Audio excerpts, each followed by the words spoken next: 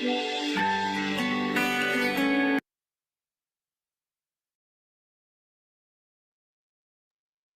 Halo malam Gani. teman semua. Selamat datang di acara Heart to Heart with Aulia. Ini adalah seri talk show Impact Action yang ketiga kalinya. Di sini saya lihat ada beberapa nama baru. Nah, mungkin kita bisa berkenalan terlebih dahulu sebelum kita memulai acara kita pada malam hari ini. Nah, caranya gampang, teman-teman. Di sini saya akan memberikan pertanyaan. Teman-teman boleh langsung menjawabnya melalui kolom chat yang sudah tersedia. Ya. Nah, pertanyaan pertama, teman-teman. Kita pengen tahu nih, buat kalian, ini kali keberapa kalian ikut acara Impart Action? Ya, apakah ini yang pertama kali untuk kalian? Apakah yang kedua kalinya? Atau kalian ikut semua? Ini yang ketiga kalinya. Boleh, teman-teman?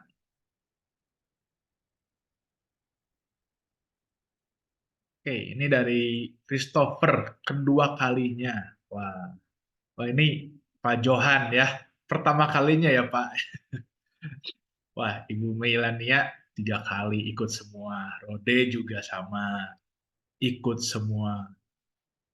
Sarata dua kali. Oke, ini welcome untuk Gabriela ya, untuk pertama kalinya join juga di acara kita hari ini.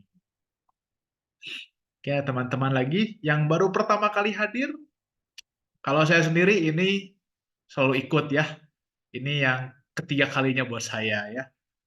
Oke, dari Yudit juga pertama kali, Yonas juga perdana. Welcome, selamat bergabung di acara ini. Semoga acara ini juga bisa menjadi berkat untuk teman-teman yang hadir di tempat ini. Oke, adakah lagi teman-teman? Supaya kita juga tahu nih, siapa aja yang baru pertama kali hadir atau sudah beberapa kali hadir. Welcome juga buat teman-teman yang baru join di room Zoom hari ini. Oke, ada Snai Debi juga ketiga kalinya. Oke, sudah tiga kali ikut ya. Oke teman-teman, untuk pertanyaan berikutnya nih, kita pengen tahu juga nih, kalian saat ini ada di jurusan apa sih studi kalian? Nah, kalau masih SMA, mungkin kalian bisa jawab IPA atau IPS. Atau kalau buat yang sudah kuliah, kalian boleh juga share kalian sedang ada di jurusan apa. Nah, nah, buat yang sudah bekerja juga nggak apa-apa, ikutan saja ya untuk berkenalan. Tapi boleh disebutkan jurusan apa sih dulu kalian berkuliahnya gitu ya. Oh ini Pak Johan jurusan pastor, itu jurusan angkot ya Pak ya. Ini jurusan kuliah Pak. Kalau saya sendiri lulusan dari jurusan manajemen. Ya mungkin ada teman-teman boleh saling berkenalan supaya kita bisa saling tahu juga.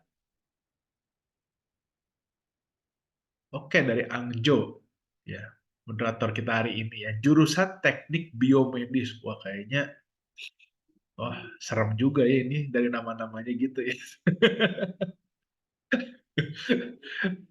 Oke, adakah lagi teman-teman? Mungkin kalau yang masih SMA nih boleh nih. Oh, ini Christopher ya, anak IPS ya. Kalau saya anak Tuhan ya, Christopher ya.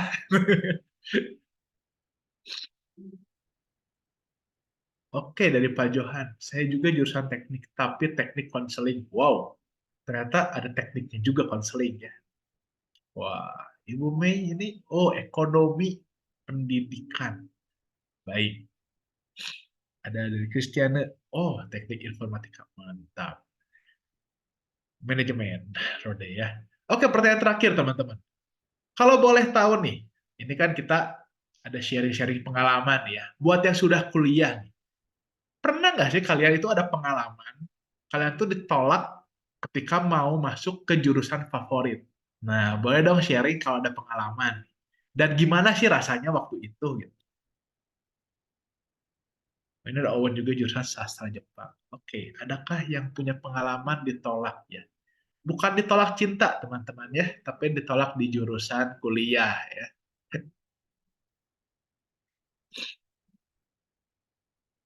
Waduh, ada nggak nih kira-kira? Kalau saya sendiri kurang berpengalaman dalam hal ini ya.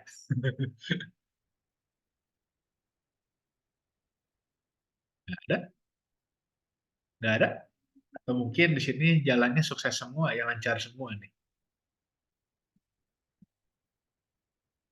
Nggak diterima di jurusan favorit karena nggak diizinkan sama orang tua, terpaksa masuk jurusan yang lain yang direstui orang tua. Wah, ini banyak pergumulan kita juga ya, mungkin yang sama dengan Ibu Mei. Nggak boleh masuk ke jurusan yang kita mau, tapi harus ikut dengan orang. Wah, ini mungkin nggak ada lagi. Hmm,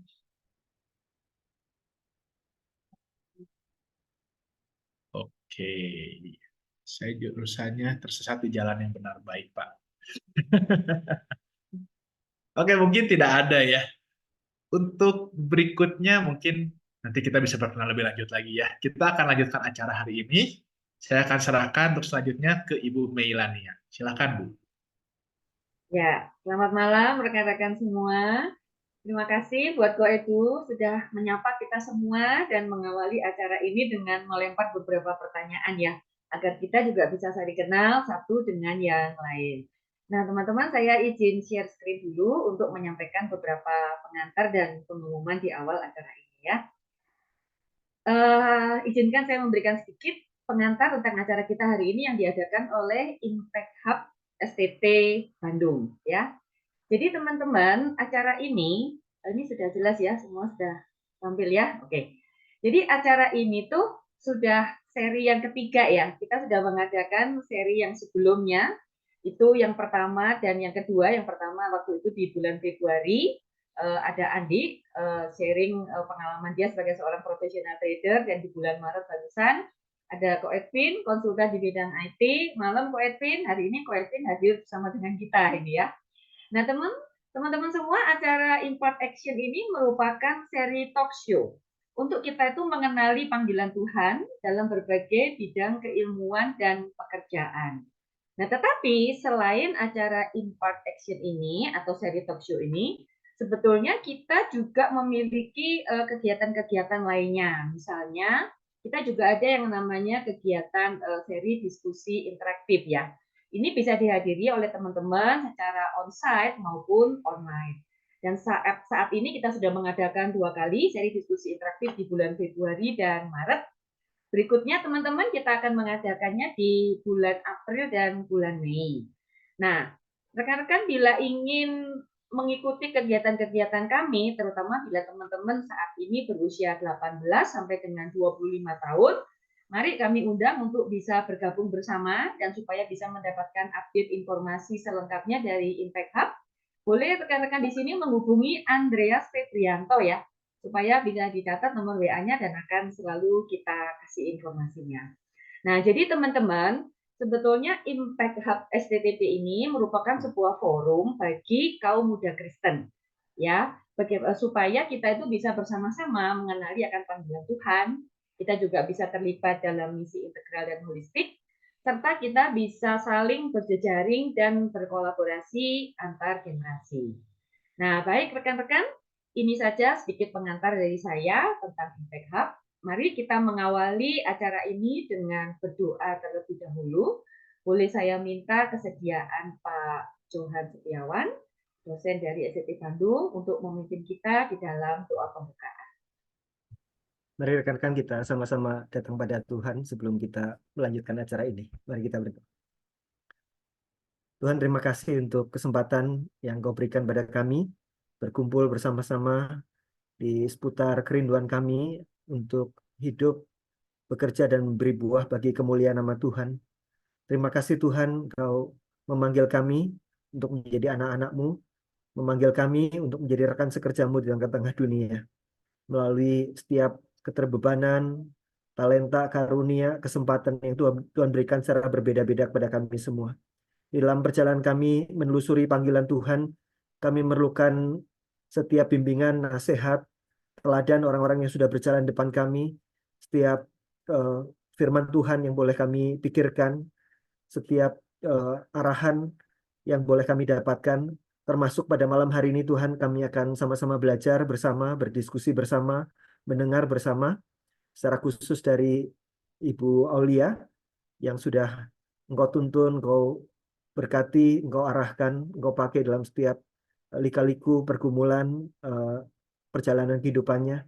Tolong Tuhan supaya pada malam hari ini Engkau berikan hikmat, Engkau berikan pimpinanmu supaya setiap hal yang dibagikan boleh menjadi sesuatu yang Tuhan juga sampaikan kepada masing-masing kami dalam pergumulan kami masing-masing. Kami menyerahkan waktu di depan kami, Engkau saja yang memimpin dan membawa kami semua masuk lebih dalam rencana-Mu. Di dalam Tuhan Yesus kami berdoa. Amin. Terima kasih Pak Johan. Rekan-rekan ada titipan dari panitia untuk kita berfoto bersama terlebih dahulu sebelum memulai acara. Mari, boleh saya mengundang rekan-rekan untuk open cam. Sebentar. Ya, silakan rekan-rekan, boleh ditunggu untuk kita berfoto bersama terlebih dahulu. Ko Edu mungkin boleh membantu dengan beberapa rekan lain untuk yang sudah siap. Oke. Iya. Oke. Ya, masih kita tunggu sebentar. Ada yang buka-buka jam dulu. Silakan teman-teman.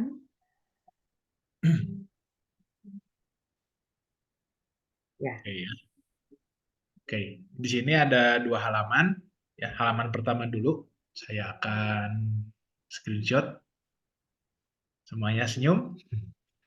1, 2, 3. Iya. Halaman kedua. Sekali lagi. 1, 2, 3. Oke, baik. Terima kasih. Ya, terima kasih kok itu. Untuk waktu selanjutnya saya serahkan kepada moderator kita hari ini yaitu Saudara Angjo. Silakan Angjo. Oke, thank you Jime buat ngomongnya juga. Thank you buat itu tadi sudah ice breaking sedikit ya tadi buat nanya-nanyain. Thank you juga buat Pak Johan tadi atas pimpinan doanya. Jadi, yuk selamat malam teman-teman semua. Wah, ini senang banget nih. Ada 32 peserta setidaknya yang join di Zoom malam kali ini. Ya, sebelumnya perkenalan dulu. Namaku Angjo dan di sini aku akan bertindak sebagai moderator talk show kali ini. Barangkali teman-teman tahu kalau aku sekarang lagi kuliah jurusan Teknik Biomedis angkatan 2021. Mungkin sekian dulu dari aku. Barangkali ini yang jadi spotlight malam ini tentu saja tidak lain adalah welcome untuk Kak Aulia Zahrina Kasri. Yeay. Halo, Halo, Kak Au. selamat malam. Thank you banyak Angjo udah dikenalin. Thank you Bu Mei dan teman-teman lainnya, luar biasa sekali, seneng bisa ada di sini malam ini. Meskipun online. Iya, iya. Oke.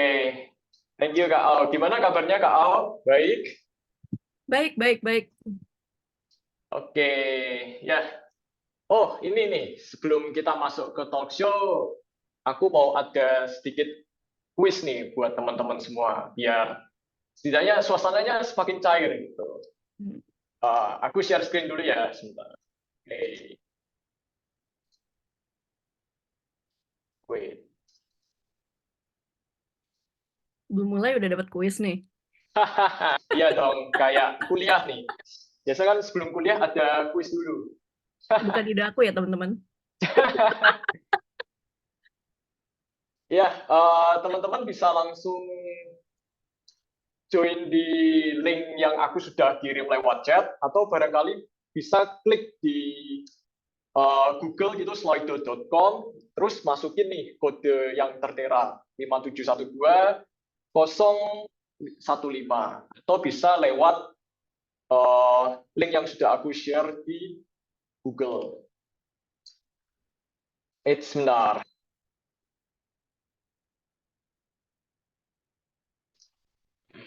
Oke, Ya, teman-teman barangkali bisa join.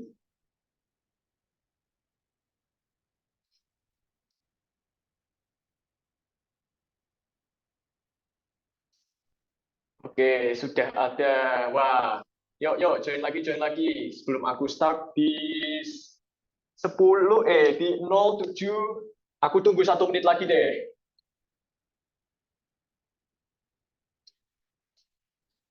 Kalau menang dapat apa?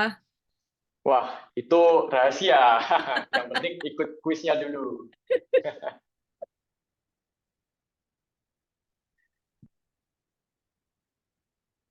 Yuk, join lagi yuk. Bisa lewat link yang sudah aku share di chat, atau kalian bisa juga join lewat di Google, ketik slido.com, terus masukin nih kode Slido-nya 5712015.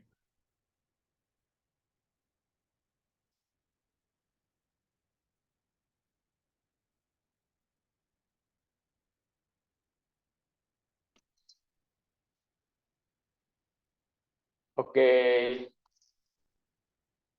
teman-teman ada yang masih mau join lagi? Barangkali aku tunggu 10 detik lagi deh.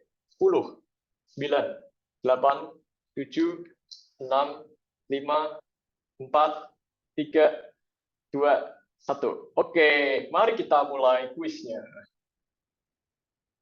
Nah, pertanyaan pertama. Dulu sewaktu Kak Aulia mendaftar kuliah S1, jurusan pertama yang dipilih adalah, ayo, kira-kira pada tahu nggak nih?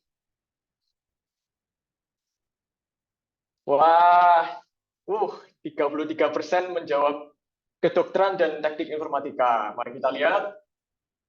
Yang benar kedokteran. Menarik, menarik. Kita lanjut dulu ke pertanyaan kedua. Eukaristeo. Keren, keren. Menjawab benar dalam 4 detik. Keren, bro. Kita lanjut ke pertanyaan 2. Setelah lulus S1, Kak Aulia melanjutkan studi S2 di Swedia. Nama universitas tempat Kak Aulia menempuh S2 adalah, yuk, siapa yang bisa ini? Wah, menarik ini. 31% untuk 2 jawaban. Kita lihat jawaban yang benar. Oh, ternyata semua benar. Wah, ini menarik nih. Apakah artinya Kak Aulia kuliah di kedua tempat kah? Nanti kita cek lebih dalam lagi. Kita gali lebih dalam lagi. Keren, Eukaristeo.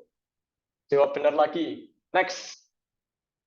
Nah, sebelum berada di tempat saat ini, Kak Aulia sempat beberapa kali berpindah tempat kerja. Mana urutan benar jenis tempat kerja yang pernah dilalui Kak Aulia? Kira-kira mana nih, teman-teman?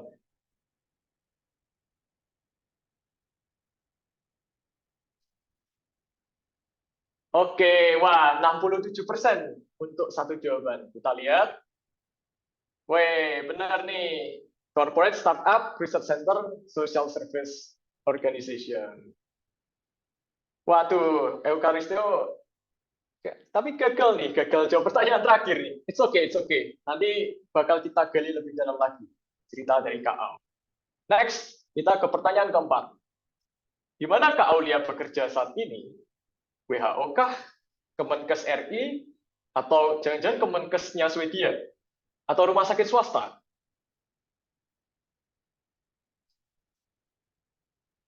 Oke, ternyata di 69% ada yang jawab Kemenkes RI. Kita lihat faktanya.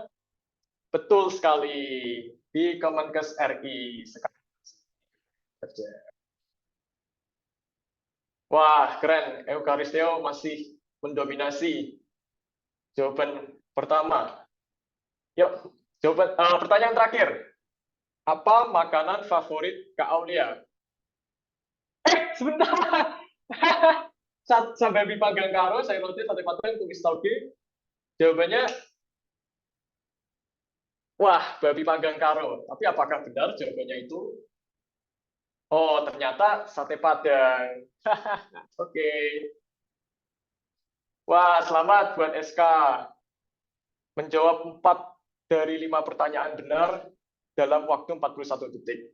Dan hardest question-nya adalah setelah lulus S1, Kak Aulia melanjutkan studi S2 di Swedia. Nama universitas tempat Kak Aulia menempuh S2 adalah, wah, tapi ini menarik sih. Barangkali nanti kita bisa nih gali lebih dalam cerita Kak Aulia lewat talk show yang bakal kita laksanakan kali ini. Sebelum itu, aku mau memperkenalkan sedikit tentang Kak Aulia lewat CV yang sudah Kak Aulia siapkan. Di sini aku bakal share CV-nya.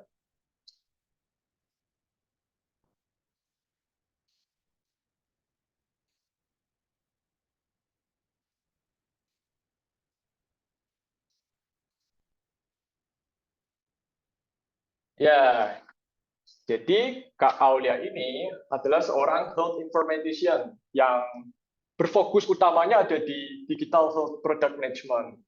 Nah, teman-teman bisa lihat nih pengalaman-pengalaman karir Kak Aulia. Jadi sebelum di Kemenkes, di DTO, jadi DTO itu adalah bisa dibilang salah satu divisi yang ada di bawah Kemenkes. Kak Aulia pernah ada di startup, terus pernah di research center, pernah di social service di UNDP, itu punyanya PBB. Nah, terus kemudian nih barangkali yang menarik nih yang dari kuis tadi, yaitu tentang sejarah pendidikannya Kak Aulia. Kak Aulia pernah kuliah S1 Teknik Informatika di Universitas Kristen Maranatha. Terus setelah lulus, dia melanjutkan ke Swedia, tepatnya di 2 universitas untuk jurusan Health Informatics, menempuh pendidikan S2-nya. Nah, barangkali nanti bisa nih cerita-cerita lebih dalam soal ini. Gimana sih kok bisa sekali jalan dapat 2? Terus teman-teman juga bisa lihat achievements dari Kak Aulia. Kak Aulia dapat penghargaan dari Australia Awards, terus dari kementerian, dari Gov Insider, dan dari Summer App Challenge juga. Wah, ini menarik nih. Barangkali Kak Aulia ini deh, mungkin bisa cerita-cerita dulu deh dari pertanyaan pertama soal kuis tadi. Kan tadi pertanyaan pertama itu bertanya mengenai Kak Aulia dulu pernah nih daftar kuliah, tapi ternyata jurusan pertama yang dipilih itu bukan teknik informatika sebagaimana yang Kak Aulia tempuh. Tapi ternyata adalah kedokteran. Nah, kira-kira gimana tuh Kak? Kenapa sih kok pilihan pertamanya kedokteran, dan setelah tahu gagal masuk, kenapa kok bisa alternatifnya itu informatika, terus kenapa di Maranatha? Ya, pokoknya Kak Aulia cerita deh, menarik nih soalnya. Oke, thank you, thank you. Panjang juga nih, kasihan teman-teman baru join udah disuruh mikir. Ice breaking-nya lumayan mikir juga ya, meskipun ada sate padang penutupnya. Jadi, ini thank you banyak Angjo ya udah sharing tadi sedikit profil singkat dari diri aku gitu. Jadi teman-teman kenalin sekali lagi, namaku Aulia Zahrina Koshy, dipanggilnya biasanya Aulia atau nama bukannya sekarang Owl. Owl OWL burung hantu gitu ya, kalau bahasa Inggris diartiin.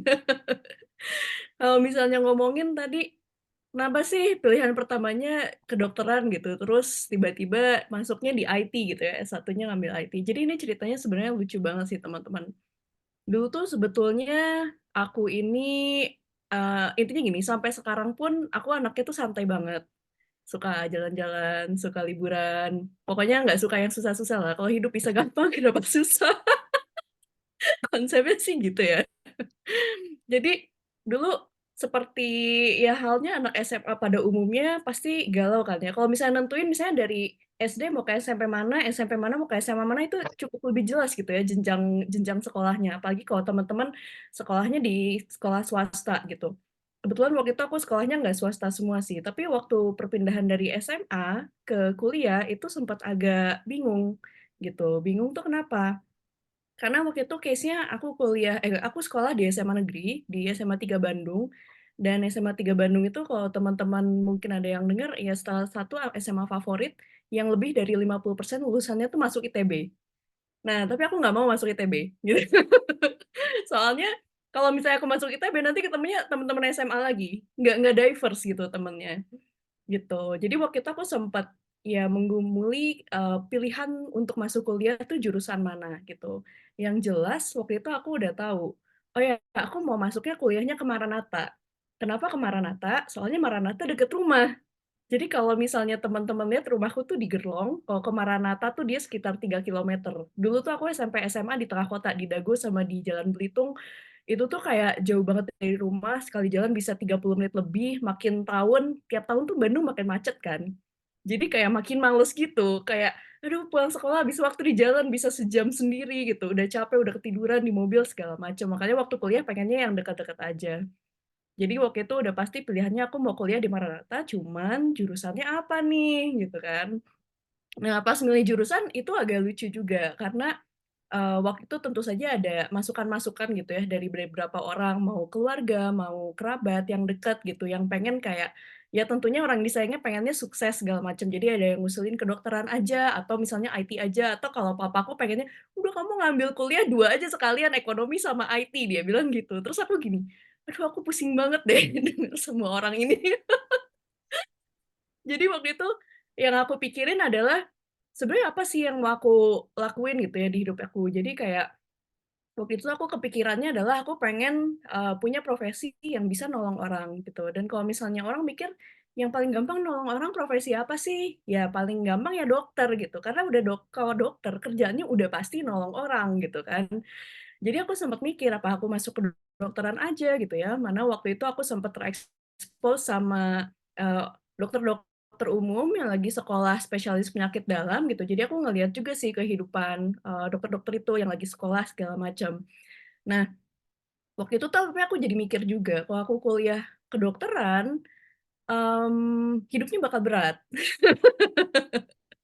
Karena kan kalau teman-teman mungkin punya teman yang lagi kuliah kedokteran atau teman-teman mungkin ada yang lagi kuliah kedokteran di sini, itu tuh kayak kamu harus belajar, kamu harus, rajin gitu ya, belajarnya nggak cuma sendiri bareng teman-teman, kemudian nggak cuma teori aja, tapi ada prakteknya segala macam, ujiannya juga nggak hanya teori, ada OSCE-nya gitu.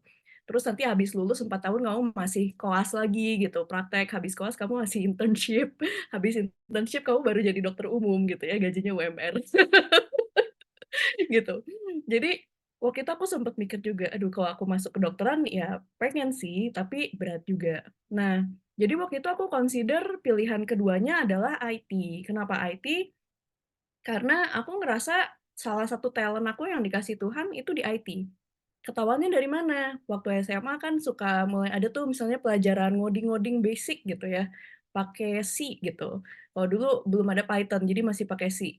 Nah, jadi, di pelajaran itu ya of course kelihatan gitu ya, kayak, aduh ngerjainnya gampang banget, ternyata logic gampang banget, ngoding tuh gampang banget. Jadi dapat A tuh gampang banget, dapat 100 gampang banget. Jadi kayak di situ aku tahu bahwa kayak, oh ya mungkin memang talent-nya di sini, gitu. Dan waktu itu akhirnya aku memutuskan IT tuh masuk nih, jadi pilihan kedua gitu. Jadi, pilihan keduanya masuk setelah kedokteran karena aku ngerasa ya tadi, "Oh IT, kayaknya aku bisa lulus tanpa harus belajar." Gitu. Ini agak agak sesat itu. Jadi tapi ya menjawab pertanyaan Angjo, pilihannya tadi 2 itu alasannya. Jadi yang satu pengen bantu, yang kedua karena kayak, ini kayaknya gampang." Baik, baik, oke. Itu ya Kak, aku dengar cerita dari kau ini. Tapi menarik nih, kebetulan aku pun dulu Hmm. waktu mendaftar jurusan pun juga sebenarnya tertolak dari pilihan pertama. Dan jujur yang aku rasakan waktu itu sakit hati seperti ditolak Hmm. pacar, ditolak gebetan gitu kan. Tapi kira-kira kau mengalami hal yang sama nggak? Sewaktu tahu ditolak nih sama pilihan pertama di kedokteran, apakah sama seperti mungkin barangkali teman-teman kebanyakan kalau ditolak kan pasti merasa sakit hati, atau justru santai-santai aja, atau gimana nih Kak? Boleh cerita nggak? Nah, ini pengalamannya kocak juga. Jadi waktu aku udah submit nih pilihan satu sama pilihan 2 udah daftar, terus kan ikut ujian. Nah, waktu ikut ujian itu aku gini, "Pokoknya Tuhan aku nggak usah belajar, pokoknya biar Tuhan nilai sendiri dengan kemampuan aku yang tanpa belajar ini pantasnya masuk di mana." Ya otomatis kedokterannya nggak masuk. Iya kan? I mean it was obvious gitu loh teman-teman. Tapi kayak ya aku tetap melakukan itu, karena kalau misalnya memang ya jalannya Tuhan kasih, kalaupun aku tanpa belajar dan memang pantas masuk kedokteran, pasti masuk kan tuh kedokteran gitu. Cuman ini memang ya udah ditutup aja kamu masuk ke IT gitu. Nah, jadinya aku waktu itu masuk ke IT. Jadi aku ngerasa kayak, oh ya udah emang bukan jalannya kedokteran gitu, nggak apa-apa deh aku masuk IT. Nah, yang lucu adalah sekitar, jadi aku itu ikut ujian tuh di batch kedua itu kalau nggak salah sekitar Desember 1 tahun sebelumnya, sebelum kuliah masuk gitu ya. Nah, jadi sekitar kuliah itu harusnya masuk di Agustus. Nah, di sekitar bulan Juli itu aku kebetulan ada acara kayak student exchange gitu ke Thailand. Jadi di situ ada sebuah simposium gitu namanya International Conference for Music and Medicine. Jadi dia membahas kayak musik terapi, terus ya pokoknya penggunaan musik untuk pelayanan kesehatan lah gitu, untuk terapi medis juga. Nah, jadi di situ banyak banget tuh profesor-profesor dari berbagai macam belahan dunia dengan berbagai macam universitas dan mereka kayak ada pameran pendidikan kecil-kecilan gitu. Di situ aku nemuin salah satu prospektus, prospektus itu kayak buku katalog, jurusan dan program di universitas, dan di situ ada dari salah satu universitas di negara Skandinavia, kalau nggak salah di Finland, dia ngasih tahu, oh dia punya jurusan namanya Health Informatics, gitu. Health Informatics tuh kalau ditranslate ke bahasa Indonesia judulnya Informatika Kesehatan. Terus aku waktu pas pertama kali ngeliat ada kampus yang punya jurusan itu, aku gini, "Loh, ada ya ternyata ini jurusan Health Informatics gitu. Kalau di Indonesia tuh aku nggak pernah dengar. Jadi itu pertama kalinya aku tahu bahwa oh di dunia itu ada jurusan Health Informatics. Terus jadi aku belajar bahwa oh ya udah nggak apa-apa kalau gitu kayak satunya lanjutin aja IT, tapi nanti ngarahin mungkin aku S2-nya ambil Health Informatics gitu. Jadi penjurusannya udah fix ke sana. Dan di situ aku juga kalau waktu itu dirasa nyesel nggak sih jadinya nggak masuk kedokteran, aku akan jawab enggak gitu ya, karena habis habis sebelum masuk kuliah itu aku nemuin jurusan Health Informatics ini, yang menurut aku kayak, ini lebih menarik lagi, karena orangnya praktisinya nggak ada nih di Indonesia gitu, aku belum pernah dengar ada praktisi Health Informatics di Indonesia. Makanya dari sejak sebelum masuk kuliah aku udah, bertekad, ya udah nanti habis dari sini ngarahinnya ke Health Informatics aja gitu. Wow, menarik ini. Karena di awal tadi kan pilihan pertamanya mau kedokteran, tapi ternyata Tuhan tutup tuh jalan untuk masuk. Tapi ternyata Tuhan nggak hanya sekedar nutup ya, tapi Tuhan juga kasih alternatif nih ke KAU dengan mempertemukan KAU dengan jurusan informatics. Tapi ini menarik nih, berarti apakah benar aku bisa menyimpulkan bahwa pertemuan Kak Aulia dengan Health Symposium itu menjadi pemicu KAU untuk nanti S2 lanjut ke Health Informatics. Itu benar nggak Kak kira-kira? Aku akan bilang dia salah satu faktornya, tapi bukan the whole factor. Jadi dia kayak pembuka jalannya. Oke. Jadi kalau kita masuk ke ruangan, dia tuh pintunya gitu. Oke. Dia berarti gerbang masuk menuju ke depan-depannya gitu ya. Nah, kalau Yes, gitu yes. aku tanya nih, apa sih yang kira-kira jadi faktor yang paling mempengaruhi yang mendorong KAU untuk akhirnya pada akhirnya nanti mau terjun ke Health Informatics? Kira-kira boleh cerita nggak Kak? Ini menarik. Jadi sebenarnya faktor utamanya sebetulnya balik lagi ke goal aku teman-teman ketika milih jurusan dari SMA ke kuliah. Jadi goal aku adalah pengen bantu orang. Itu yang mesti dicatat dan itu selalu menjadi penentu utama gitu ya. Nah, ketika aku nemuin Health Informatics ini, yang pertama ada di kepala aku adalah, oh, actually ini tuh ide yang sangat bagus gitu untuk belajar Health Informatics. Kenapa? Karena ya dokter kerjanya bantu orang. Yang bantu dokter siapa?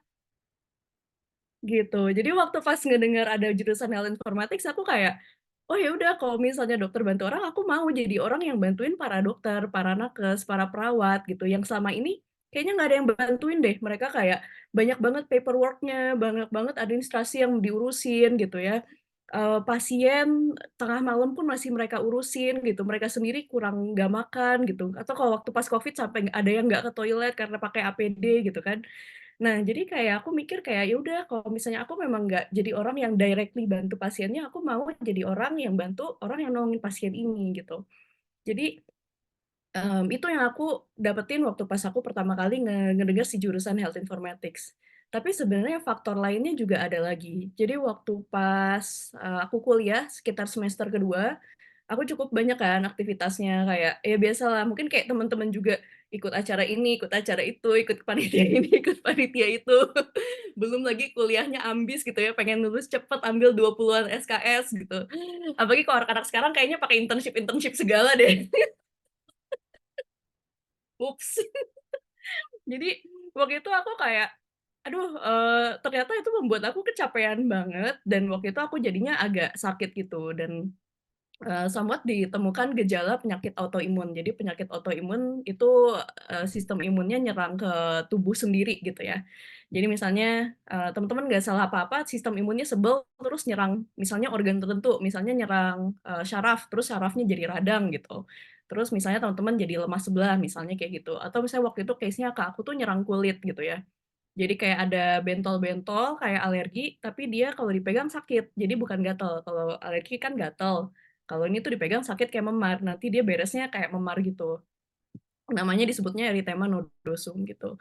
Nah, dari situ, ya intinya habis itu aku kan berobat ke dokter, terus, jadinya, apa, dipantau rutin dan kontrol rutin segala macam. Dan, over the years ada beberapa gejala yang, mungkin muncul juga gitu, part dari autoimunnya atau mungkin ada gejala dari penyakit lain kayak waktu itu hidung aku bermasalah juga kena rhinosinusitis gitu.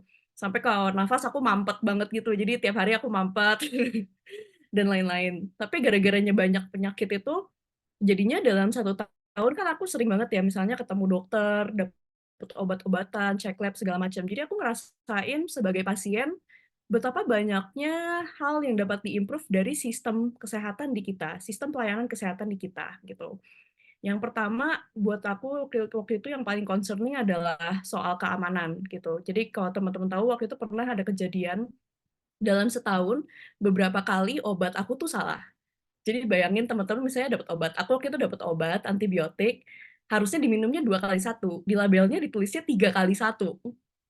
Nah, kalau teman-teman nggak punya knowledge, diminum lah tuh obat 3 kali 1 kan antibiotik. Serem nggak tuh?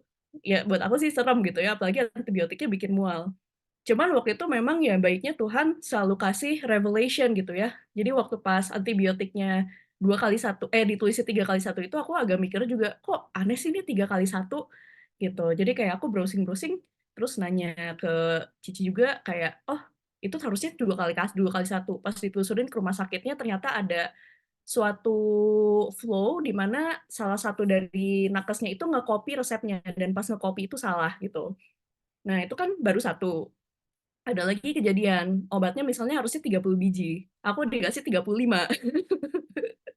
Yang rugi apoteknya sebenarnya gitu, karena kayak dia kasih kelebihan 5 biji kan, tapi kalau misalnya harusnya itu obatnya memang diminum 30, pasiennya minum 35 kan serem juga gitu. Untungnya aku cukup rajin ngecek juga, jadi tiap dapat obat tuh aku selalu ngecek jumlahnya segala macem, jadi ya aku bisa langsung balikin. Ada lagi yang ketiga tuh, krim obat muka aku ketuker. Jadi itu yang nelepon apoteknya sendiri. Jadi pas aku sampai rumah, apotek rumah sakit itu nelepon kayak, "Kak, maaf banget ini, obatnya ketuker, shalala." Terus aku gini, "Untung belum gua pakai, gua nggak tahu isinya apa." Gitu. Jadi kalau dibilang ya teman-teman, pelayanan kesehatan nggak cuma di Indonesia ya, di mana-mana itu tuh seserem itu gitu. Kalau teman-teman nggak punya knowledge, nggak punya awareness, itu bisa seserem itu dan itu terjadi setiap hari. Itu bayangin baru terjadi baru sama 1 orang dalam 1 tahun. Masyarakat Indonesia sekarang ada 280 juta. Bayangin medical accident, medical error yang ada setiap hari itu ada berapa? Bahkan kita nggak punya recordnya gitu dan itu serem banget. Tapi kalau di US, di Amerika Serikat, itu salah satu menjadi penyebab kematian tertinggi gitu, medical error atau medical accident gitu. Aku lupa setelah penyakit jantung kalau nggak salah gitu. Jadi dia termasuk top 5 penyebab kematian gitu.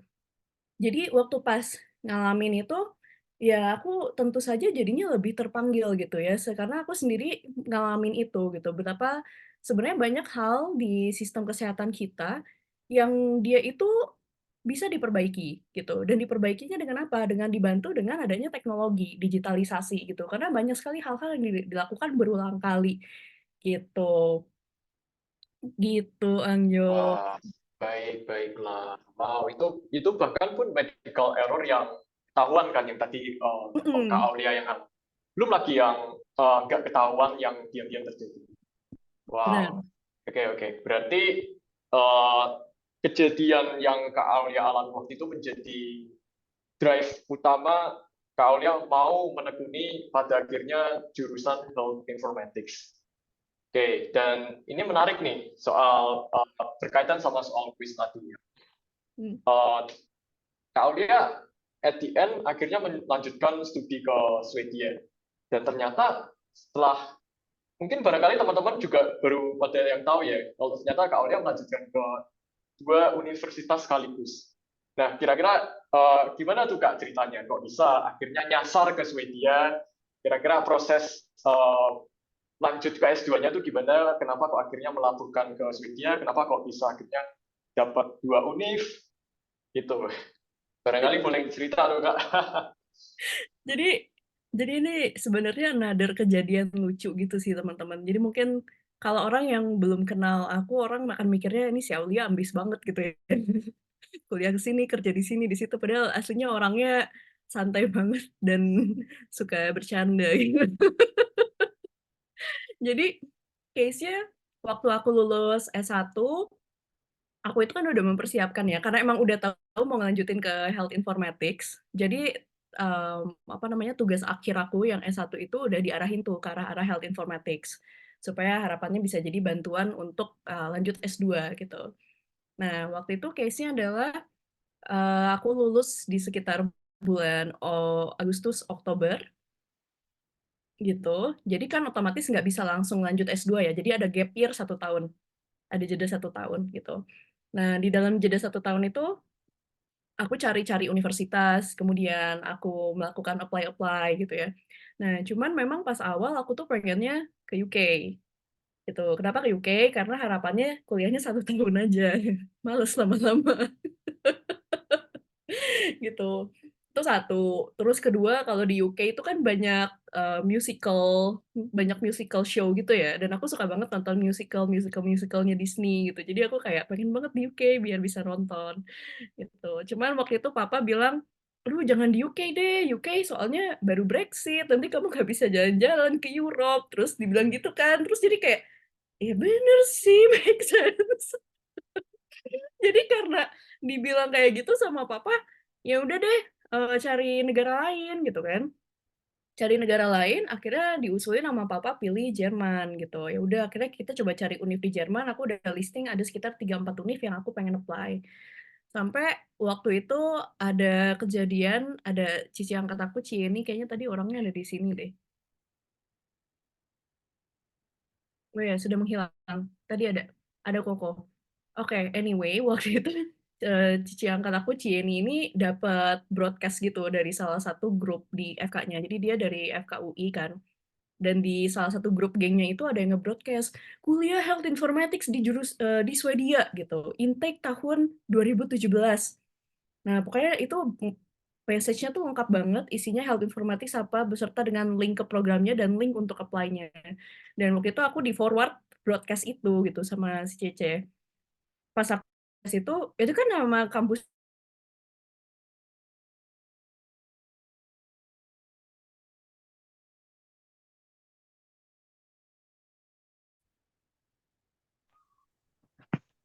cek. Halo Kak. Oh, oke, sorry keputus. Oke, Ini it's keputus okay, sampai mana? udah sambung kembali. Sampai tadi dikontak sama CC angkatnya. Oh ya, oke. Jadi si Cece itu kan nge-forward broadcast-nya itu kan. Di si broadcast-nya itu tuh udah ada infonya lengkap. Kuliah Health Informatics di Swedia, Universitas Karolinska Institutet, intake-nya tahun 2017, bla bla bla bla, dengan link programnya, dengan link apply-nya gitu. Nah, waktu itu pas aku ngeliat itu aku gini, aduh apaan sih di Swedia, nama universitasnya susah banget lagi. Jadi sama aku kayak di-ignore gitu aja. Maksudnya, aku masukin ke list aku, tapi aku kayak nggak terlalu pay attention sama itu. Sampai akhirnya tiap ya ketemu si Cece ditanyain gitu, kayak, oh ya ini hadir pakai HP Stephen, oke baik, terima kasih. Sampai waktu itu akhirnya di tiap ketemu gitu kan ditanyain, kamu udah apply belum ke Swedia? Kamu udah apply belum? Kamu udah apply belum? Kamu udah apply belum? Kalau ditanyain kayak gitu, teman-teman siapa sih ya jadinya nggak apply gitu. Jadi waktu itu berhubung application-nya Swedia itu tutupnya cepet banget gitu ya. Kalau Jerman tuh buka pendaftaran di sekitar bulan Maret, Swedia tuh Januari udah tutup. Jadi mau nggak mau kan Swedia apply duluan ya, masuk duluan gitu. Jadi waktu itu aku masukin application form aku ke Swedia gitu dengan alasan ya udah supaya yang ini kalau ketemu diem gitu, supaya Cece kalau ketemu diem gitu. Gitu. Tapi waktu itu memang nggak nyangka juga ya, karena pengumuman diterimanya itu kan sekitar bulan Maret. Jadi Casey waktu itu aku baru mau apply ke Jerman, aku baru mau buka website ini buat apply, tapi biasanya aku punya kebiasaan. Jadi aku sebelum aku melakukan apapun, aku buka email gitu. Dan ketika aku buka email, ternyata email approval dari Swedia, acceptance letter-nya itu masuk gitu. Terus aku gini, "Hah, ini benar?" Ini acceptance letter-nya bener gitu. Jadi kayak, karena kan pas aku submit, aku bahkan nggak merhatiin tanggal pengumumannya tanggal berapa gitu. Jadi ketika emailnya masuk, aku cukup kaget juga, kayak dibaca berulang kali kan, hah ini bener, ini bener. Pas dilihat lagi, aku akhirnya baru nyari nama universitasnya di Google. Karena sebelumnya aku bahkan nggak search tentang univnya, itu univ apaan, aku cuman ya udah lihat syaratnya apa, terus aku apply gitu kan. Pas dicari di Google, ternyata dia itu termasuk top 10 medical school in the world gitu. Jadi kalau teman-teman tahu Nobel Prize in Medicine, itu diterbitkannya di kampus aku gitu. The first Nobel laureates-nya tuh pada di sana. Biasanya mereka kasih kuliah di sana. Kemudian apa tuh badan Nobelnya itu juga ada di sana. Terus mereka juga rumah sakit univnya itu yang bikin alat pacu jantung dan berbagai macam innovation lainnya gitu. Dan waktu itu aku kayak, wah ini lebih bagus dari univ yang aku pengen di Jerman. Gak mungkin gak diambil kan. Jadi makanya waktu itu ya lanjut dulu gitu ke Swedia, ya minta izin lah ke papa gitu, karena kayak ya udah ini udah diterima di sini dan ini lebih bagus daripada yang kita pengen di Jerman. Jadi kayak ya gimana lagi gitu. Akhirnya berangkat ke Swedia gitu. Nah tadi ditanya kan, kenapa kenapa tadi kuliahnya bisa double degree gitu. Ini juga lucu. Kalau teman-teman lihat, itu kan tadi pas dari keterima sampai join sampai masuk itu kayak aku nggak mempelajari programnya dengan detail gitu sebetulnya. Dan ketika aku udah menjalani kuliah selama 1 tahun, aku baru nyadar itu bahwa itu programnya dual master's degree gitu. Karena dual master's degree itu apa? Berarti dia ngasih dua gelar gitu ya. Jadi dikasih Master of Science sama Master of Medical Science. Karena dia jurusannya Health Informatics, si Karolinska ini adalah one faculty university. Jadi dia itu cuman satu universitas, isinya cuman jurusan-jurusan medis doang. Maka dia cuman bisa nerbitin gelarnya itu Master of Medical Science. Nah, Stockholm University itu adalah yang provide pembelajaran tentang AI, tentang computing, tentang machine learning itu di Stockholm University. Gitu. Makanya mereka bisa ngasih gelar Master of Science. Jadi, ya waktu masuk tahun kedua aku baru tahu bahwa oh ini ternyata programnya dual degree. Jadi itu literally karena ketidaksengajaan masuk dan kebetulan kayak dikasih Tuhan langsung 2 gitu. Karena kan tadinya pengennya kuliah di UK 1 tahun aja. Nah, ini jadi kuliah 2 tahun tapi dapat 2 gelar, jadi kayak, oh, boleh lah, boleh gitu. Gitu. Wow, menarik nih Kak.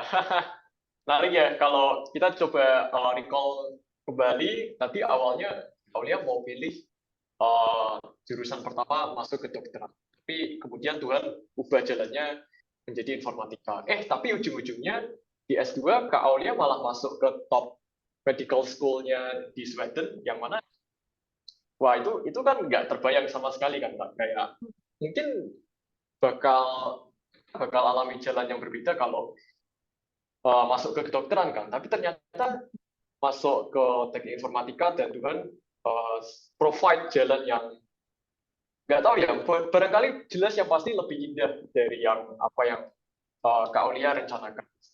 Dan ini menarik banget sih Kak. Mungkin lanjut dulu. Kan setelah lulus S1, lanjut ke Swedia, S2, tanpa tahu ternyata dapat double degree, kemudian lulus S2.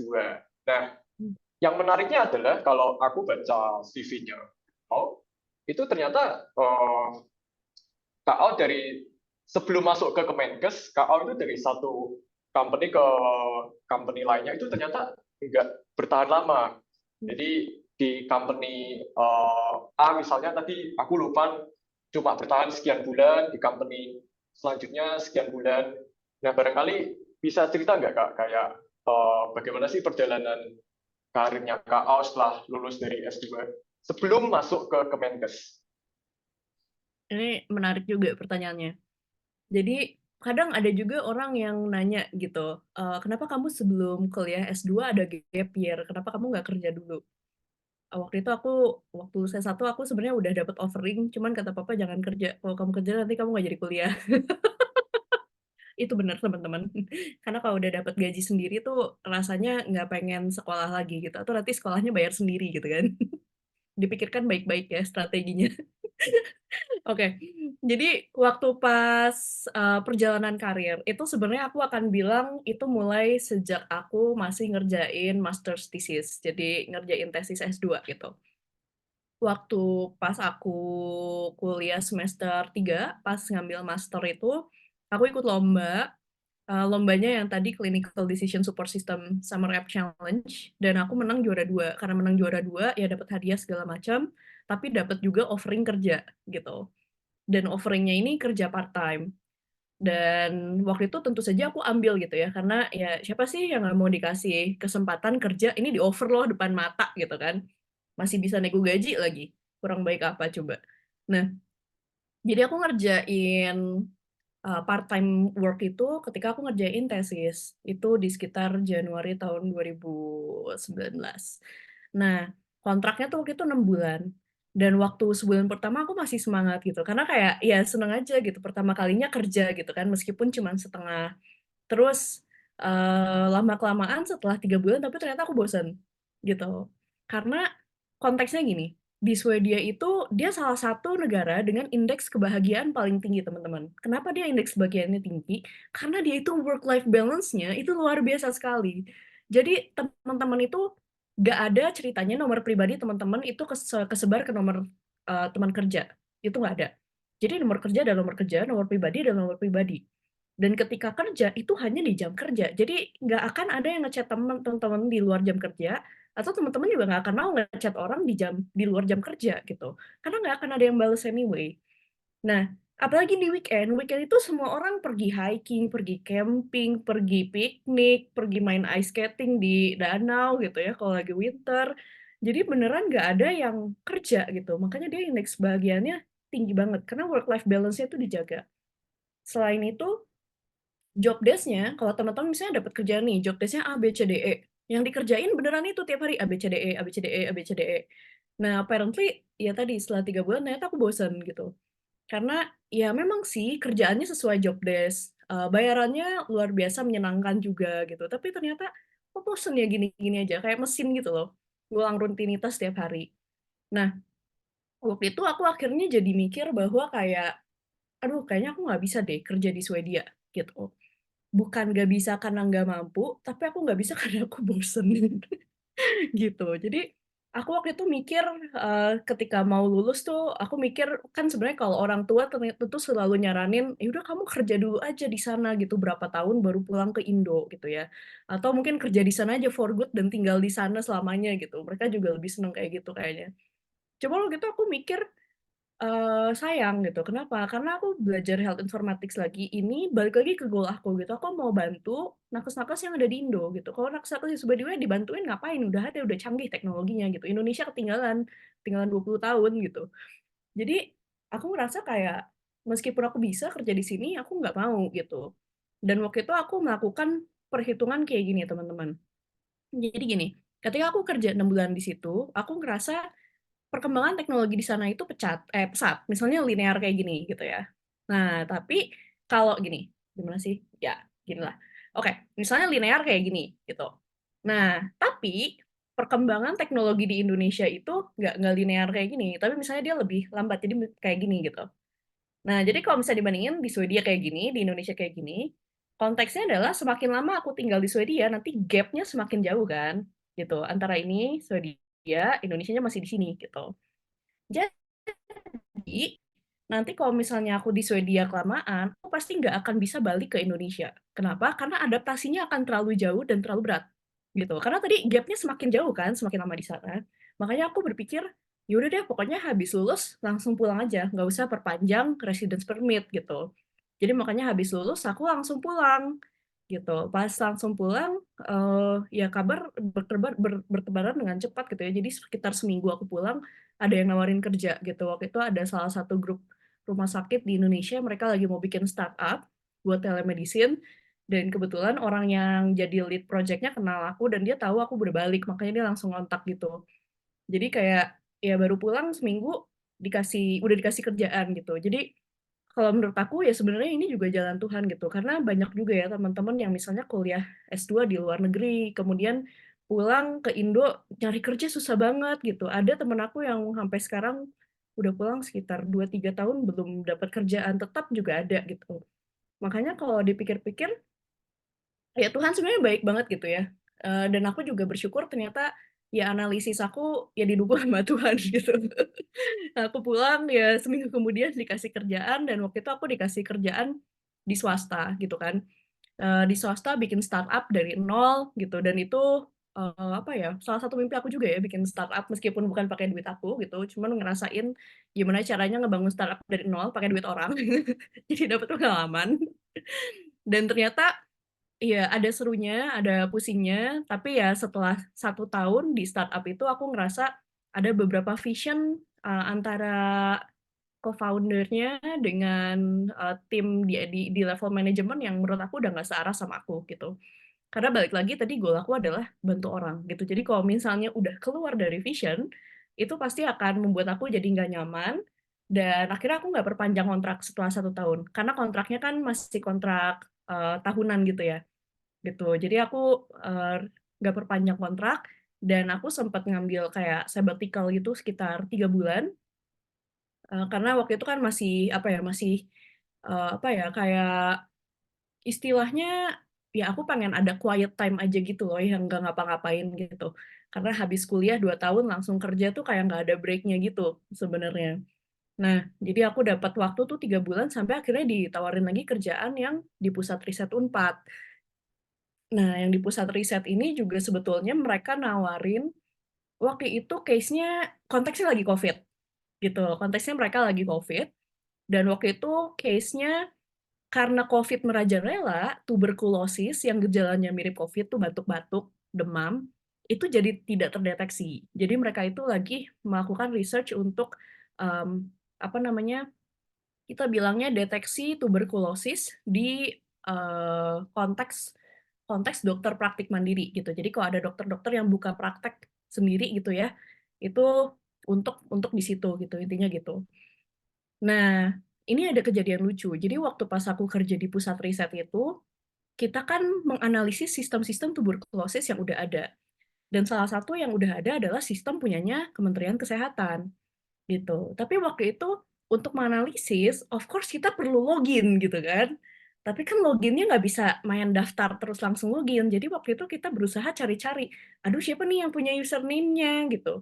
Akhirnya yaudahlah pinjam ke dokter di RSAS, terus ya kita bersurat juga ke dinas kesehatan gitu ya. Tapi ya dinas kesehatan tentu saja tidak reply gitu. Jadi akhirnya ya udah akhirnya pinjam punya akunnya dokter di RSAS. Tapi ini ada yang lucu juga, ketika kita login, itu kan aksesnya bukan akses admin ya, jadi seluruh menunya itu tidak kelihatan. Jadi dia aksesnya tuh terbatas gitu. Terus aku mikir, aduh gimana ya, susah nih kalau nggak dapat akses admin. Jadi akhirnya aku berusaha cari-cari akun sendiri gitu, lewat Google, ada dokumen-dokumen, ada video-video di YouTube, dan aku ya going through semua materi yang ada di situ. Terus akhirnya aku menemukan sebuah pattern gitu. Jadi aku login pakai sebuah username yang aku temukan di YouTube, aku tebak password-nya terus bisa login. Jadi jadi jadi kalau dibilang antara serem sama kacau beda tipis. Tapi pas login, dilihat sistemnya terus aku ngerasa gini, "Aduh, ini sayang banget nih sistem udah bagus gitu ya, tinggal dibagusin dikit lagi aja udah enak banget dipakai gitu ya. Gitu. Terus di situ aku jadi mendapatkan kayak pemahaman atau kayak ya pemahaman revelation gitu ya bahwa gini, satu, untuk merubah sistem kesehatan di Indonesia itu tuh nggak bisa kalau teman-teman melakukannya dari luar government. Karena tadi konteksnya aku udah nyoba tuh di startup swasta, yang mana jadinya ujungnya vision-nya adalah, profit-nya tetap jadi salah satu faktor utama untuk masuk gitu kan. Gitu. Kemudian ketika di pusat riset kayak, oh ya akademisi ini bagus gitu ya, mereka non-profit, tapi mereka nggak punya akses ke dalam government. Mereka nggak bisa ngoprek-ngoprek sistem government gitu. Mereka bisa ngasih advice, but they have no control gitu kan. Padahal yang punya ilmunya mereka gitu. Jadi aku ngerasa kayak, wah ini tuh beneran ya, kalau misalnya mau ngerubah healthcare system di Indonesia, ya mau nggak mau harus dari dalam government gitu. Cuman waktu itu kan mikir juga, gimana caranya masuk ke government gitu, jadi PNS? Ya nggak mau gitu. Pokoknya kan nggak pengen gitu jadi PNS gitu.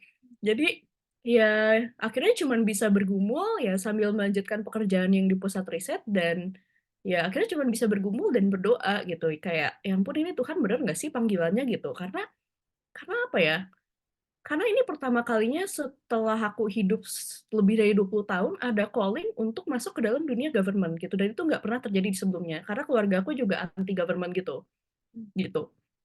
Jadi, waktu itu ini, calling yang agak aneh, sampai akhirnya sekitar 2 bulan kemudian dari sejak aku gumulin ini tuh, ada bos aku yang di pusat riset, dia nge-forward job opening di Digital Transformation Office Kemenkes gitu. Dia forward gitu aja ke grup chat gitu kan. Kayak, "Eh, Aulia nih ada opening di Kemenkes, kamu apply gi," gitu kan. Terus, ya udahlah aku apply juga kan, biasa teman-teman pokoknya kalau ada yang nyuruh aku apply apapun aku apply, biar biar nggak berisik gitu. Gitu. Jadi, ya udah aku apply ke DTO waktu itu, apa namanya, DTO-nya ini juga masih baru gitu ya.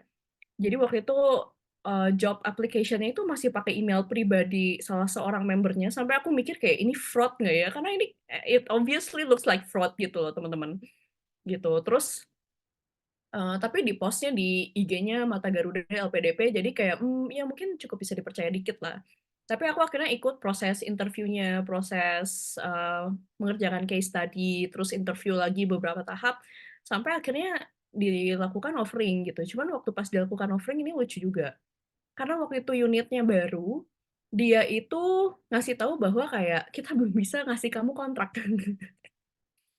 Jadi akhirnya aku bilang gini, ya udah nggak apa-apa aku tunggu aja sampai kontraknya ada gitu, karena mereka kasih estimasi sekitar 1 bulan dan itu dikasih tahu di akhir Juni, berarti kan harusnya Juli tuh udah ada kontrak ya. Cuman waktu pas Juli ditanyain, ternyata kontraknya belum ready juga gitu. Cuman aku udah gini, "Aduh tapi ini kan Covid tuh lagi mulai heboh gitu, kasihan juga kalau mereka kurang orang." Jadi aku bilang, "Ya udah nggak apa-apa aku kerja dulu tapi nggak pakai kontrak." Jadi akhirnya Juli kontrakku yang di pusat riset itu berakhir, aku pindah ke DTO gitu, tanpa tanda tangan kontrak. Jadi kalau teman-teman mau denger juga, jangan kasih tahu siapa ya, 3 bulan pertama tuh aku nggak dibayar.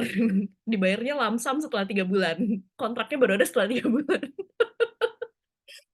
Jadi kayak dapet uang kaget setelah 3 bulan gitu. Jadi teman-teman penting ya untuk menyiapkan dana darurat. Dana darurat ingat 3 kali gaji, oke? Gitu, dan ya akhirnya puji Tuhan bertahan gitu ya sampai sekarang di DTO ini udah 2 tahun 8 bulan lah ya. Tahun ini tuh bulan Agustus akan menjadi tahun ketiga aku di sini, gitu. Wah, keren sekali Kak. Menarik sih, karena berarti bisa aku simpulkan bahwa keresahan itu muncul ketika ngerjain proyek tuberkulosis di pusat riset kan.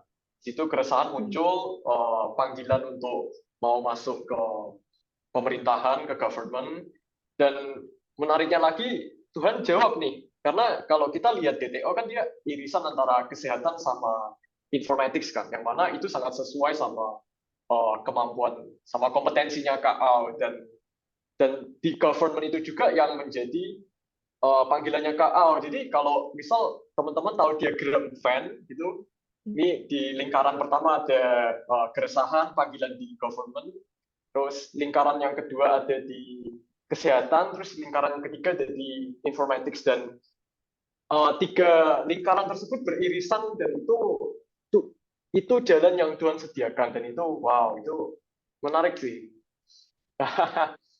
Ya, aku penasaran ya Kak. Maksudnya apakah sewaktu offering dari DTO itu datang, adakah keraguan atau semacam barangkali mungkin benar nggak ya gitu, atau denial atau sebagainya, atau yakin-yakin aja gas nih? Ini lucu banget ya.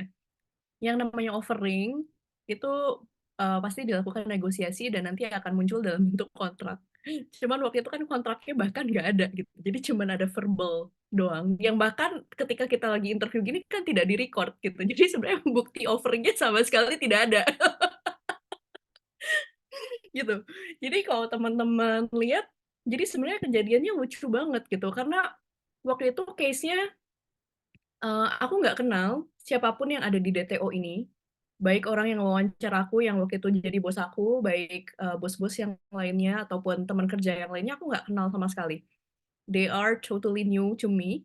Dan waktu itu kita semua kerjanya online, karena kan COVID. Dan COVID-nya waktu itu lagi second wave. Jadi itu masa-masanya rumah sakit bed-nya penuh, pasien-pasien kekurangan oksigen, stok oksigen menipis banget, banyak yang meninggal, serem banget gitu. Waktu itu case-nya aku turn a blind eye aja gitu. Jadi ketika aku bilang, udah sini aku mulai bantuin aja gitu, meskipun nggak ada kontrak gitu. Aku actually bukan trust sama orang-orang di DTO-nya, tapi aku percaya bahwa dengan aku melakukan action ini, ya aku bisa bantu orang. Balik lagi tadi ke goal-nya adalah bantu orang gitu ya. Nah, yang bikin aku akhirnya percaya bahwa this work is real adalah ketika aku join pertama kali di sekitar tanggal 20-an Juli gitu, itu aku literally langsung dicemplungin ke semua meeting. Dan aku diminta, "Kamu ngurusin ya, ini sistem untuk relawan oksigen." Terus aku gini, "Hah? Relawan oksigen?" Terus ya dikasihlah beberapa dokumen brief gitu ya, yang harus dilakukan, proyeknya gini, yang harus dilakukan gini. Terus, karena waktu itu cukup sporadis juga, saking chaos-nya, jadi beneran orang itu kerja, gerak, udah kayak nggak pakai mikir, nggak pakai ngelihat lu tuh siapa, tapi ya semua orang percaya satu sama lain aja. Padahal online kayak gini loh, gitu. Semua meeting online kayak gini, gitu. Bahkan nggak ada kita ketemuan offline sama sekali tuh nggak ada. Aku tuh baru ketemu orang-orang DTO secara offline itu sekitar bulan akhir September. Jadi kayak itu kan Juli, Agustus, September ya sekitar 2,5 bulanan baru ketemu orang secara fisik gitu. Bahkan nggak ada kantornya waktu itu. Jadi beneran virtual. Dan ya tadi yang membuat aku percaya adalah satu, ini tuh memang calling dari Tuhan gitu. Karena Tuhan yang udah bikin hati aku resah pertama kali, dan Tuhan juga yang provide jalannya gitu. Sama seperti ya berkali-kali Tuhan lakukan di hidup aku ya. Kalau teman-teman udah denger ceritanya dari awal tadi, sebenarnya Tuhan yang provide jalannya gitu. Aku sih ngikut aja gitu. Kan anaknya pemalas sebenarnya. Jadi kayak tinggal ngetok dikit dibukain gitu. Jadi waktu pas ya tadi ya kerja, kemudian ngelihat semua orang kerja seperti itu, beneran nggak ada fokus ke hal lain selain ngebantu orang gitu ya, ngebantu gimana nyelamatin nih orang-orang yang lagi kena COVID. Ya kita akhirnya cuma fokus kerja, dan dari kerja itu kan kita ke-build openness dan trust ya. Karena waktu itu case-nya kita tim kecil, waktu aku masuk tuh DTO-nya masih sekitar 20-an orang. Otomatis kalau kita meeting orangnya itu-itu lagi, itu-itu lagi. Jadi meskipun online kita lama-lama kenal gitu. Dan semua orang cuma fokus kerja, dan semua orang cuma fokus deliver gitu. Dan waktu itu ya banyak sih, misalnya kita diikutin juga dengan meeting-meetingnya Pak Menkes, Pak Luhut gitu-gitu kan. Karena Pak Luhut waktu itu ketua Satgas Covid. Jadi banyak tuh meeting hari Sabtu, hari Minggu gitu, udah sampai mabok gitu, karena kan nggak dapat hari istirahat. Tapi ya itu, tadi yang nggak buat aku trust adalah, satu, ini memang jalan dari Tuhan. Dua, memang ketika kerja, orang-orang nih nggak ada goal lain gitu, selain kerja gitu. Karena ini yang lagi krisis adalah satu Indonesia gitu, dan semua orang pengen bantu gitu. Jadi ya itu sih. yang membuat apa namanya, aku merasa kayak, oh ya udah emang ini gitu jalannya. Wah, baik Hmm. nih. Jadi percaya one step at time gitu ya. Jadi percaya dengan panggilan Tuhan one step at time meskipun Hmm, kedepannya nggak tahu nih. betul. Jadi beneran cuma tahu stepnya sekarang tapi 5-6 step ke depan nggak ada gambaran. Menarik sih Kak. Yes, Ya, wow. Oke, kalau gitu, nah benar. menarik nih. Berarti kalau tadi kan Kak Aulia sudah cerita panjang soal dari S1 perjalanan ditolak dokteran terus tapi kemudian masuk ke teknik informatika, kemudian lanjut S2 di Swedia, terus setelah lulus balik sempat kerja sebentar di Swedia terus balik lagi ke Indo. Nah, jadi aku bisa simpulkan kalau Kak Aulia tuh ada 3 fase dalam perjalanan vocational calling-nya dari 1 S2 sama kerja karir. Hmm. Nah, kira-kira mana sih fase yang paling sulit buat Kak Aulia dan kira-kira apa yang membuat Kak Aulia tetap bertahan untuk tetap lewati fase itu di masa-masa Ini sulit menarik ya ini. itu. Wah, ini pertanyaannya menarik. Tadi 3 S1, S2 sama karir ya. Aku akan bilang setiap fase itu ada challenge-nya masing-masing sih. Dan masing-masing itu sama-sama berat gitu. Jadi kayak kalau aku akan bilang kayak di setiap fase ada nggak yang lebih berat atau lebih ringan, aku akan bilang nggak ada.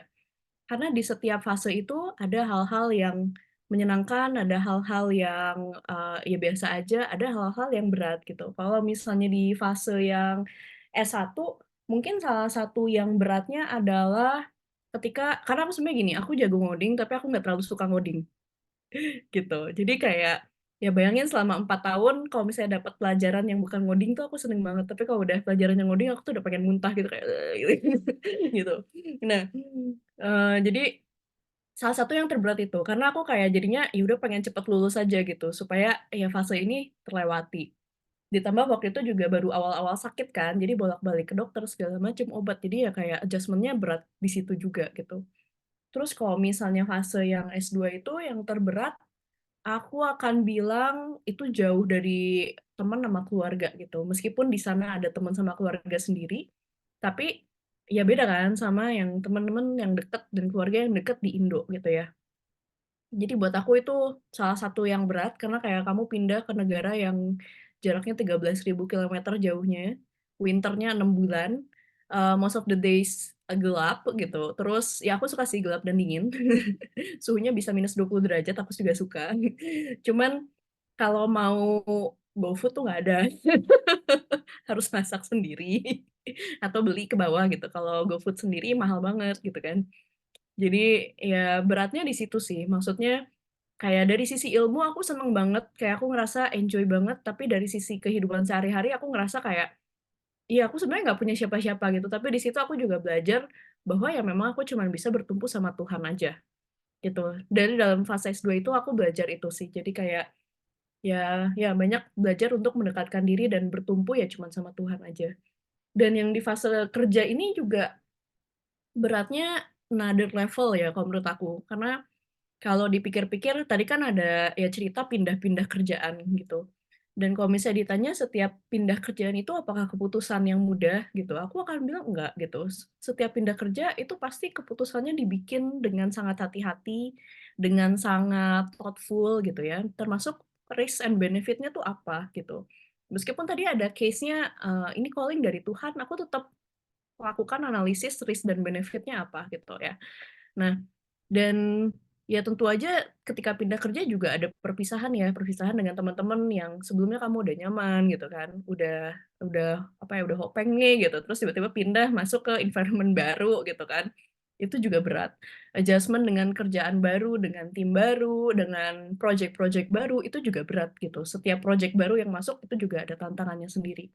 Gitu. 2 tahun lalu di DTO aku dikasih tantangan berat bantu beresin tracing COVID. Hari ini aku disuruh bantu misalnya untuk integrasi sistem rekam medis elektronik se-Indonesia gitu. Jadi kayak tantangan 2 tahun lalu sama tantangan sekarang aja udah beda gitu. Gitu. Nah, Ya itu sih. Jadi di setiap fase pasti ada masa-masa yang berat, tapi masih ada selalu ada masa-masa penghiburan juga. Wah, jadi menarik sih ini karena kecenderungan ketika berarti aku bisa bilang bahwa masa-masa penghiburan itu yang bikin Kak Aulia tetap bertahan kan di samping menghadapi masa-masa yang sulit itu. Nah, mungkin barangkali kalau aku lihat dari banyak orang itu mereka kadang sulit melihat masa-masa penghiburan tersebut ketika berada di masa sulit gitu. Mereka kayak Hmm. susah melihat bahwa oh ternyata eh, selain masa gelap, aku juga mengalami loh masa-masa yang membahagiakan, menggembirakan, dan ini menarik sih, insight yang menarik dari Kak Aulia bahwa Kak Au bisa melihat bahwa di samping masa sulit ternyata ada juga masa-masa yang menghibur hati, masa-masa yang uh, menyukakan hati, menggembirakan. Wah, menarik sih Kak. Yes. Oke, Aku actually bisa ngasih tanggapan buat itu dulu sebelum kamu lanjut ke pertanyaan berikutnya. Jadi oke. ada teman-teman alasan kenapa mungkin teman-teman bisa catat ini juga gitu ya. Kenapa sih misalnya gimana sih misalnya caranya melihat bahwa penghiburan dari Tuhan itu ada meskipun kita lagi dalam kesulitan. Jadi contohnya gini teman-teman, kalau teman-teman suka main game level 1, level 2, level 100 itu kan beda ya challenge-nya. Nah, aku tuh selalu melihat ketika Tuhan kasih aku challenge, itu berarti Tuhan lagi kasih aku kesempatan untuk level up ke level berikutnya. Gitu. Karena kenapa? Karena setelah aku alamin tadi ya fase 1, fase 2, fase 3, aku bisa ngelihat itu. Setiap kali Tuhan kasih challenge, itu kayak aku ngelihat kayak ini tuh kayak ini loh lagi lawan bos mau naik level. Jadi makanya aku tahu bahwa ketika aku lagi sulit kayak gitu, aku tahu ini pasti akan ada endingnya gitu. Dan itu yang aku pegang. Aku tahu ini berat. Aku nggak tahu ini beratnya akan berlangsung berapa lama. Sehari, 2 hari, seminggu, 2 bulan, setahun. Tapi aku tahu pasti akan ada endingnya. Dan endingnya itu apa? Endingnya ketika aku sudah mengalahkan si ya bosnya kalau di game gitu ya. Kalau di hidup ya berarti ketika aku udah overcome challenge ya Tuhan kasih. Ketika Tuhan kasih, udah beres nih, kasih challenge-nya, otomatis kita merasakan penghiburan kan. Sama kayak main game, ketika kita beres ngalahin si bos, ya udah, kita kan naik level berikutnya kita seneng banget kan, kayak gue ada level 100 gitu.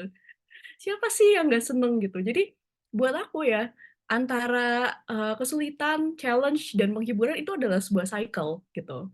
Jadi kalau misalnya teman-teman lagi berada dalam masa-masa sulit, itu berarti Tuhan lagi ngasih tahu teman-teman, hey, hey, hey, lu mau level up nggak? Gitu.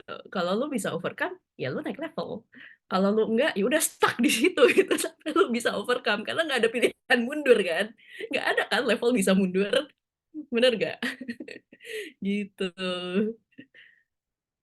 Wow, very very insightful Kak. Sangat memberkati. Itu artinya jadi masa-masa sulit itu adalah momen di mana Tuhan menempa kita. Yang mana ya seperti yang kita tahu kalau proses menempa itu kan dipukul, dipanasin, yang mana jelas itu menyakitkan. Tapi itulah yang membuat kita bisa jadi pedang yang yang benar-benar tajam, yang mana level up dari Tuhan. Itu Yes. thank you Kak. Menarik sekali. Oke, wah udah hampir jam 8 nih, tapi menarik sih. Ini barangkali bakal jadi pertanyaan terakhir. Ini kemarin beberapa minggu yang lalu aku sempat hadir di acaranya Impact Hub di Focus Group Discussion. Dan waktu itu aku sempat ngobrol sedikit sama Pak Johan, dan Pak Johan ada di sini kan. Oke ya, Pak Johan waktu itu bilang ke aku kalau pertanyaan tentang panggilan hidup itu adalah pertanyaan seumur hidup. Jadi dengan kata lain, tempat di mana kita berada saat ini itu belum tentu merupakan tempat final yang Tuhan kehendaki buat kita. Nah, pertanyaannya kira-kira gimana nih kalau Kak Aulia sendiri? Apakah ke depannya sudah ada rencana kah mau melanjutkan panggilan kemana, atau tetap bertahan di Kemenkes, atau barangkali mau coba di industri yang lain, ya barangkali, atau mungkin mau jadi Menteri Kesehatan nerusin Pak BGS. Aduh, Gimana Kak? Ini menarik sih soal ini panggilan hidup. Ya. ini menarik sih. Jadi kalau ditanya ya, balik lagi panggilan hidup aku tuh apa sih? Panggilan hidup aku tuh cuma satu, teman-teman. Memuliakan Tuhan dengan membantu orang. That's it. Jadi konteksnya mau Tuhan tempatin aku dimanapun, selama itu memang ya membantu visinya Tuhan gitu ya, untuk membantu orang lain, ya aku pasti akan kerjain gitu. Kalau sekarang misalnya Tuhan masih aku mau ada di Kemenkes, ya udah aku akan kerjain di Kemenkes gitu. Orang suka nanya, "Kamu akan sampai kapan di Kemenkes?" Aku bilang, "Ya nggak tahu," gitu. Terus, next-nya pengen apa sih gitu, ya wajar lah misalnya sebagai manusia aku juga consider misalnya aku pengen S3 atau aku pengen ya mungkin take a sabbatical kerja di luar negeri setahun 2 tahun balik lagi juga ya aku consider beberapa hal itu atau mungkin aku pengen bikin startup juga dan ya aku juga consider beberapa hal itu gitu ya cuman again balik lagi kalau buat aku pribadi aku percaya Tuhan itu akan provide sesuatu tepat pada waktunya termasuk, kesempatan buat aku juga bisa sharing di Impact Action ini, gitu. Jadi, kalau boleh sharing sedikit, sebetulnya jadi sekitar 1,5 tahun lalu aku dapat calling juga untuk ya melayani, apa namanya, kalau di gerejaku disebutnya kayak career ministry gitu, bantu orang-orang, dalam ya finding career dan vocational calling gitu-gitu. Cuman aku akuin memang dalam 1,5 tahun terakhir nggak jalan karena yang pegang cuman aku doang, dibantu satu orang lainnya kalau sekarang actually yang juga sama-sama sibuk. Dan tapi di awal tahun ini aku sempet, dapat calling kayak kepikiran lagi aja gitu, kayaknya ini tahun ini harusnya waktunya untuk mulai lagi deh. Cuman waktu itu kan kayak tapi gimana ya mulainya? Terus sebulan kemudian Bu Mei WA, "Mau ikutan ini nggak?" Jadi waktu pas dapet WA itu aku kayak, wah lagi-lagi dikasih jawaban sama Tuhan gitu kan. Jadi kayak buat aku ya itu ya teman-teman, manusia tuh bisa berencana, teman-teman boleh banget punya rencana, teman-teman mau sekolah lagi, teman-teman mau buka usaha ini, usaha itu, boleh banget gitu, nggak ada yang larang gitu. Tuhan juga nggak ngelarang, Tuhan juga suka kerja gitu kan. Nah, tapi ya tadi ya, timing-nya sih menurut aku, gitu. Kalau buat aku sendiri, ya aku tipe yang seneng mengikuti Tuhan, di momen yang sekarang gitu. Kenapa? Karena kalau misalnya kita planning kepanjangan, kita udah planning capek-capek, misalnya 10 tahun ke depan kita mau kayak gini, taunya nggak tercapai, kita yang kecewa, kita yang capek kan. Nah, daripada capek sendiri, bikin planning 10 tahun, udah bikinnya planning yang dekat-dekat aja, misalnya planning 3 bulan ke depan, planning 6 bulan ke depan, planning 1 tahun ke depan. Nah, kalau yang aku bikin biasanya planningnya tuh planning jalan-jalan. Jadi biasanya kalau masuk tahun baru, aku udah punya rencana cuti setahun, aku mau kemana aja itu udah ada. Gitu. Sisanya buat pekerjaan, ya nanti terserah Tuhan. Kalau Tuhan udah panggil aku ke tempat lain, ya aku pasti pindah. Gitu. Oke, wah menarik sekali. Insight yang benar-benar perspektif yang menarik nih. Bahwa manusia yang berencana tapi at the end of the day Tuhan yang putuskan dan kadang memang rencana kita ya nggak selalu terwujudkan kan. Kadang memang kitanya aja nggak tahu bahwa rencana Tuhan itu jauh lebih indah dan itu sesuatu yang memang nggak terselami oleh kita para manusia. Dan dari Kak Aulia ini aku belajar bahwa berserah sama rencananya Tuhan dan belajar untuk tidak overthinking karena tahu bahwa Tuhan yang rancang kehidupan kita dan Tuhan yang pegang tangan kita dalam menjalani kehidupan ini. Thank you Kak. Barangkali ini deh closing statement dari Kak Aulia. Apa Asik. kira-kira yang mau Kak Aulia sampaikan ke teman-teman yang ada di sini yang barangkali pernah gagal dalam perkuliahan, mungkin tertolak di jurusan pertama atau barangkali bergumul dalam karir dan sebagainya. Kira-kira apa nih yang Kak Au mau sampaikan? Oke, aku actually udah nyiapin sebuah surprise gitu buat teman-teman. Aku tadi nggak briefing panitia, sorry ya, aku share screen. Jadi, closing statement-nya, ini ada sebuah lagu teman-teman yang aku denger sekitar 1-2 minggu lalu dikasih Cieni juga gitu ya. Aku suka banget denger lagu ini, karena menurut aku liriknya relevan banget sama, ya tadi mungkin sharing udah teman-teman udah denger, yang Angjo bilang, sebenarnya kita nggak perlu overthinking gitu. Dan kalau teman-teman mau denger, aku play sedikit lagunya.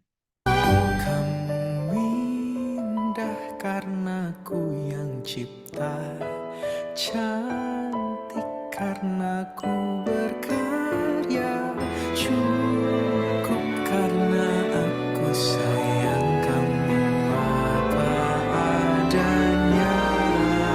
Aku indah karena dia yang cipta, cantik karena dia berkarya, cukup karena Yesus sayang aku apa adanya. Aku indah karena dia yang cipta, cantik karena dia berkarya, cukup karena Yesus sayang aku apa adanya. Oke, jadi itu teman-teman lagunya. Jadi closing statement dari aku yang perlu teman-teman ingat sebetulnya cuma 3 kalimat tadi. Aku itu indah karena Tuhan yang cipta, aku itu cantik karena Tuhan yang berkarya gitu. Dan akhirnya ya aku itu cukup gitu karena Tuhan itu sayang sama kita apa adanya. Jadi kalau teman-teman lagi worry, aduh gimana ya nanti aku mau lulus, aduh gimana ya kayaknya aku salah jurusan, aduh gimana ya aku belum dapat kerja. Teman-teman apapun state teman-teman saat ini, teman-teman tuh cukup gitu buat Tuhan Yesus. Karena Tuhan Yesus tuh nggak expect more dari teman-teman gitu. Dan kalau misalnya teman-teman dapat achievement, teman-teman dapat misalnya scholarship atau apapun pekerjaan yang memang luar biasa menyenangkan, itu sebetulnya ya hasil karya Tuhan gitu di dalam diri teman-teman gitu. Sama kalau aku selalu bilang, achievement aku nih, semua achievement yang tadi dipaparin Angjo di CV di awal, itu bukan achievement aku teman-teman, itu pemberian dari Tuhan gitu buat aku gitu. Jadi dan aku cukup yakin Tuhan juga ngasih itu nggak serta-merta karena dia kayak ya udahlah ngasih aja gitu, tapi ya ujung-ujungnya kan bisa dipergunakan juga misalnya untuk sharing dengan teman-teman, untuk menginspirasi teman-teman gitu. Jadi memang ya akhirnya in the end semua karyanya Tuhan gitu, kita semua yang ada di sini. Wah, keren sekali. Aku tersentuh. Wah, thank you banget Kak Aulia buat sharing-sharingnya. Sungguh memberkati dan sungguh insightful. Nah, tapi sayang nih, masa talk show nggak ada Q&A? Nah, barangkali ini ada pertanyaan-pertanyaan yang masuk, bisa dijawab nih. Aku coba bacain dulu ya, Kak. Dari, oh ini pertanyaan dari Nicholas James. Kak Aulia, ada keluarga yang berlatar belakang kedokteran? Kalau ada, apakah ada dorongan dari keluarga buat ambil kedokteran? Gimana, Kak? Oke. Jadi keluargaku itu teman-teman keluarga kandung itu nggak ada yang dokter. Ada sih satu dokter gigi tapi tante agak jauh gitu. Dan keluarga itu cukup mix ya. Jadi kakekku itu dia musician tapi dia juga belajar teknik kimia gitu. Jadi dia di kayak pabrik pewarna gitu. Terus nenekku itu art curator gitu, ngurusin ya tadi ya jual beli lukisan, patung segala macam. Kemudian kakekku yang dari papa tuh dia tentara, nenekku yang dari papa dia ibu rumah tangga. Sebenarnya kayak ibu-ibu, tahu nggak sih ibu-ibu istri tentara yang rajin banget kayak ibu-ibu kowat gitu loh, gitu. Terus mamaku lulusan sastra Inggris, papaku teknik sipil. Gitu. Jadi kalau dilihat background keluarganya diverse banget dan kalau misalnya ditanya tuntutan keluarga ada buat ambil kedokteran ada atau enggak sebetulnya. Malah kalau papa pengennya tadi ya aku ngambil dual pas S1 gitu. Jadi kuliah 2 biji gitu. Misalnya ngambil ekonomi sama IT atau manajemen sama IT gitu. Yang mana waktu itu aku tolak mentah-mentah karena kayak, "Ih, aku aja nggak tahu satu bisa lulus atau enggak." Jadi aku ambil satu aja gitu. Oke. Oke, menjawab ya Nicholas James, thank you sudah tanya, thank you juga Kak Aus sudah jawab. Next, kita ke pertanyaan selanjutnya dari Yunus Manu. Kak Aulia, apakah ada, oh ini barangkali Kak Yunus Manu ini mau bertanya, dia mau terjun ke dalam keperawatan. Nah, kira-kira Kak Aulia sendiri sebagai seseorang yang menekuni public health, kira-kira gimana nih perspektif Kak Aulia mengenai keperawatan, mengenai dunia keperawatan dalam kesehatan? Barangkali boleh sharing, Kak? Oke. Jadi menurut aku perawat itu profesi yang kerjanya lebih berat dari dokter.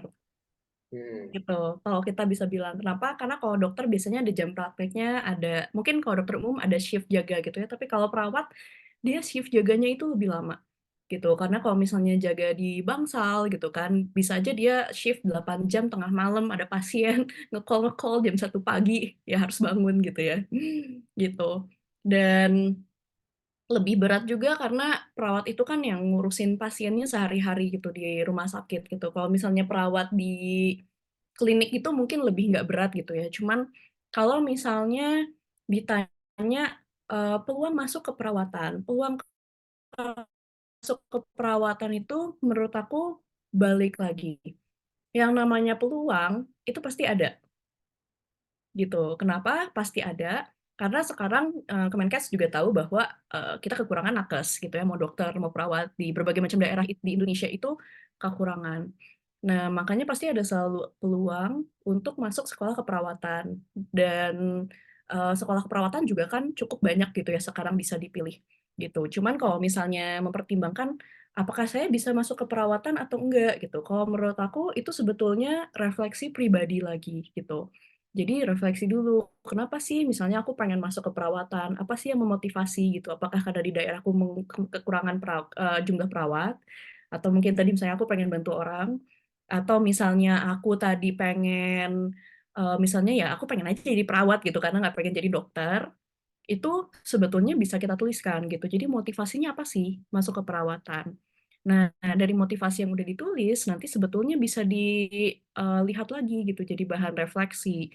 Misalnya, oh dari list yang sudah saya buat ini, apakah saya masih ingin masuk ke keperawatan atau tidak gitu. Kalau misalnya masih ingin masuk ke keperawatan, baru ditentukan, oh saya mau sekolah di mana gitu. Itu bisa dibuat listnya. Misalnya, oh ya kalau saya ada kendala di biaya, maka saya akan mencari misalnya sekolah yang ada beasiswanya gitu. Nah itu di-list tuh, sekolah yang ada beasiswanya syaratnya apa. Biasanya kalau aku bikin tabel gitu. Gitu, jadi ditulis aja di listing, list sekolahnya apa, syarat masuknya apa, tanggal pendaftarannya apa, tanggal tutupnya apa, terus, apply-nya via apa gitu. Jadi nanti ketika kita mau apply, ya udah apply aja misalnya di list ada 5, mau masuk ke 5-limanya, ya udah masukin ke 5-limanya. Udah gitu, nanti tinggal, ya udah tunggu aja Tuhan yang bekerja gitu kan. Nanti kalau misalnya lolos dapet salah satu, ya udah gitu ambil aja. Wah, oke. Kak Yunus Malu menjawab ya jawaban dari Kak Aulia. Jadi lakukan apa yang menjadi bagian kita dan serahkan sisanya biarlah Tuhan yang bekerja. Thank you Kak Alum sudah menjawab. Next, kita ada pertanyaan dari Pak Johan. Nih, kebanyakan orang yang memilih tempat kuliah dan kerja orientasinya cari yang bisa provide uang atau posisi. Apa yang membuat Kak Aulia konsisten untuk cari kuliah dan kerja yang bisa banyak nolongin orang? Monggo Kak, jawab. Ini pertanyaannya dalam banget sih teman-teman. Jadi kalau aku bilang, kenapa ya Aulia bisa sih nggak nyari uang atau nggak nyari posisi gitu, itu aku akan bilang itu sebenarnya banyak sekali karena faktor orang tua gitu ya. Jadi papaku punya bisnis keluarga gitu, dan maksudnya biasanya orang mikir kayak, oke bisnis keluarga pasti punya papanya, pasti nurun ke anak pertamanya gitu kan, ya biasa gitu. Nah, cuman waktu itu dari sejak aku kecil, dari sejak aku TK, SD, mindset yang ditanemin tuh bukan mindset seperti itu gitu. Jadi papa mamaku tuh suka banget nolong orang sama ngasih ke orang gitu. Jadi kalau dulu aku ulang tahun itu aku dirayainnya 3 kali teman-teman. 1 di sekolah, 2 di rumah, 3 di panti asuhan. Gitu. Jadi, ketika aku merayakan ulang tahun aku misalnya di sekolah ya, itu kan sebenarnya karena hype gitu ya, sama temen-temen. Kalau di rumah ya memang karena keluarga, kalau di panti asuhan tuh itu karena ya jadi reminder bahwa kayak, ya kamu udah dapet berkat rezeki nih banyak banget gitu ya, kamu harus share gitu sama anak-anak ini. Anak-anak yang nggak punya orang tua dan ditinggalin di panti asuhan gitu. Jadi itu sebetulnya mindset yang diajarin dari kecil gitu, dan waktu itu papaku pernah bilang juga, bahwa mindset-nya itu ketika kalaupun nanti aku punya perusahaan sendiri atau lanjutin bisnis keluarga, mindset yang harus ditanam adalah kamu itu jangan sampai ngambil lapangan pekerjaan orang, tapi kamu harus jadi orang yang bisa provide lapangan pekerjaan. Gitu. Jadi kalau misalnya orang biasanya kan bikin startup nyari posisi, oh ya gue pengen jadi co-founder, gue pengen jadi CEO, gue pengen jadi C-levels lainnya gitu. Kalau buat aku, justru posisi C-levels itu adalah posisi yang berat, teman-teman. Karena kayak mindset-nya ya tadi, aku ketika ada di posisi itu, berarti aku harus provide lapangan pekerjaan buat orang. Dan ketika aku provide lapangan pekerjaan buat orang, aku tuh nggak bisa cuma nyuruh-nyuruh doang, tapi kan aku harus bayar mereka, aku harus ensure mereka itu misalnya seneng di tempat kerja, misalnya aku bikin perusahaan, mereka senang kerja sama aku gitu. Mereka nyaman, keluarga mereka juga ya aman, sejahtera gitu, dapat asuransi segala macam dan terdukung. Jadi memang iya tadi ya mindset yang ditanemin seperti itu, cuman karena tadi kalau goalnya dari papa diajarinnya adalah untuk provide lapangan pekerjaan buat orang, aku juga pengen nggak jadi orang yang lulus langsung jadi bos. Gitu. Karena ya diajarin papa juga bahwa kayak kamu tuh kalau misalnya udah lulus kamu nggak boleh langsung jadi bos, kamu harus kerja dari bawah dulu. Gitu. Dan memang itu yang diajarkan, jadi aku belajar bahwa ya udah nggak masalah, aku kerja sama orang lain dan aku belajar dari bawah gitu. Jadi kalaupun sekarang aku udah mulai punya posisi ya that's a given from God gitu. Karena kayak buat aku ya yang penting aku belajar, aku bekerja, tapi aku sambil belajar juga apa sih sebetulnya yang works dalam sebuah organisasi, apa sih yang bikin nyaman, apa sih yang enggak gitu. Jadi ya sampai saat ini pun aku masih belajar gitu. Wow, menarik nih. Berarti dari mindset yang sudah ditanam oleh keluarga sejak kecil bahwa jadi orang itu baiknya menjadi saluran berkat bagi sesama. Betul. Oke, menjawab ya Pak Johan. Thank you Pak Johan buat pertanyaannya. Thank you juga buat Kak Aus sudah menjawab. Nah, ini pertanyaan terakhir untuk talk show kali ini. Dari Christian Serti. Kalau dari cerita Kak Aulia nih Kak, dulu S1-nya Teknik Informatika. Terus S2 baru ambil Master of Science sama Master of Medical Science. Nah, itu untuk kuliah lintas jurusan dari Teknik Informatika ke Medical itu persiapan kompetensi apa aja sih yang disiapkan? Kompetensi itu soft skill-nya nyiapin apa, lombanya nyiapin apa, kan? Referensi research-nya apa? Karena Christian juga sedang mempertimbangkan untuk lanjut S2 ke biologi atau kesehatan, yang mana Christian ini S1-nya juga di Teknik Informatika. Ya, relate nih sama Kak Al. Gimana Kak Al? Boleh jawab? Ini pertanyaannya menarik dan teknis banget. Nah, sebenarnya pertanyaannya balik lagi gitu ya. Persiapan itu tergantung kamu mau sekolahnya ngelanjutin kemana. Jadi kemananya ini harus ditentuin dulu gitu. Misalnya kayak, kalau misalnya bingung mau kemana, tentuin aja dulu dalam negeri atau luar negeri. Kalau luar negeri, benua yang mana? Misalnya mau Amerika kah, Eropa kah, Asia kah, Australia kah, gitu. Nanti di narrow down lagi gitu. Jadi misalnya kalau pilih Eropa, oh ya Eropa bagian mana nih? UK kah, Jerman kah, Swedia kah, Belgia kah, Spanyol kah, gitu. Nah, dari list negaranya nanti baru di breakdown lagi, universitasnya yang membuat saya tertarik mana. Atau kalau misalnya udah tahu, biasanya anak-anak tuh suka udah tahu universitasnya mau kemana gitu. Itu juga bisa di list down gitu ya. Nah, universitasnya apa dan di mana. Dan yang paling penting sebetulnya kalau persiapan, aku akan bilang tidak ada persiapan yang general. Jadi yang namanya persiapan teman-teman, mau teman-teman melanjut kuliah, mau teman-teman apply kerja, itu harus spesifik gitu. Teman-teman nggak bisa bikin CV general, terus teman-teman submit ke 100 perusahaan. Itu kemungkinan diterimanya hampir nihil gitu. Karena kenapa? Karena biasanya perusahaan itu udah punya mesin kayak yang ATS friendly gitu ya. ATS tuh intinya bisa dibaca sama komputer gitu. Dan itu akan ngelihat CV teman-teman tuh match-nya sama requirements perusahaan tuh berapa persen. Yang diambil pasti mendekati 100% gitu kan. Nah, untuk masuk kuliah juga sama. Meskipun mereka skemanya lebih manual, pakai motivation letter, kemudian pakai pengalaman kerja, pengalaman research, segala macam, itu perlu dilihat requirement setiap universitas itu apa. Gitu. Jadi kalau misalnya contoh, dulu di Karolinska, aku itu dikasih sebuah form yang namanya CV form. CV form itu pokoknya harus diisi dan cuma itu doang yang diisi. Diisinya riwayat S1-nya apa, riwayat pekerjaan apa, riwayat riset di luar sekolah apa. Jadi kalau mau ada pengalaman riset itu harus ketika udah lulus baru bisa dimasukin risetnya. Kemudian passion-nya apa, motivation-nya apa gitu.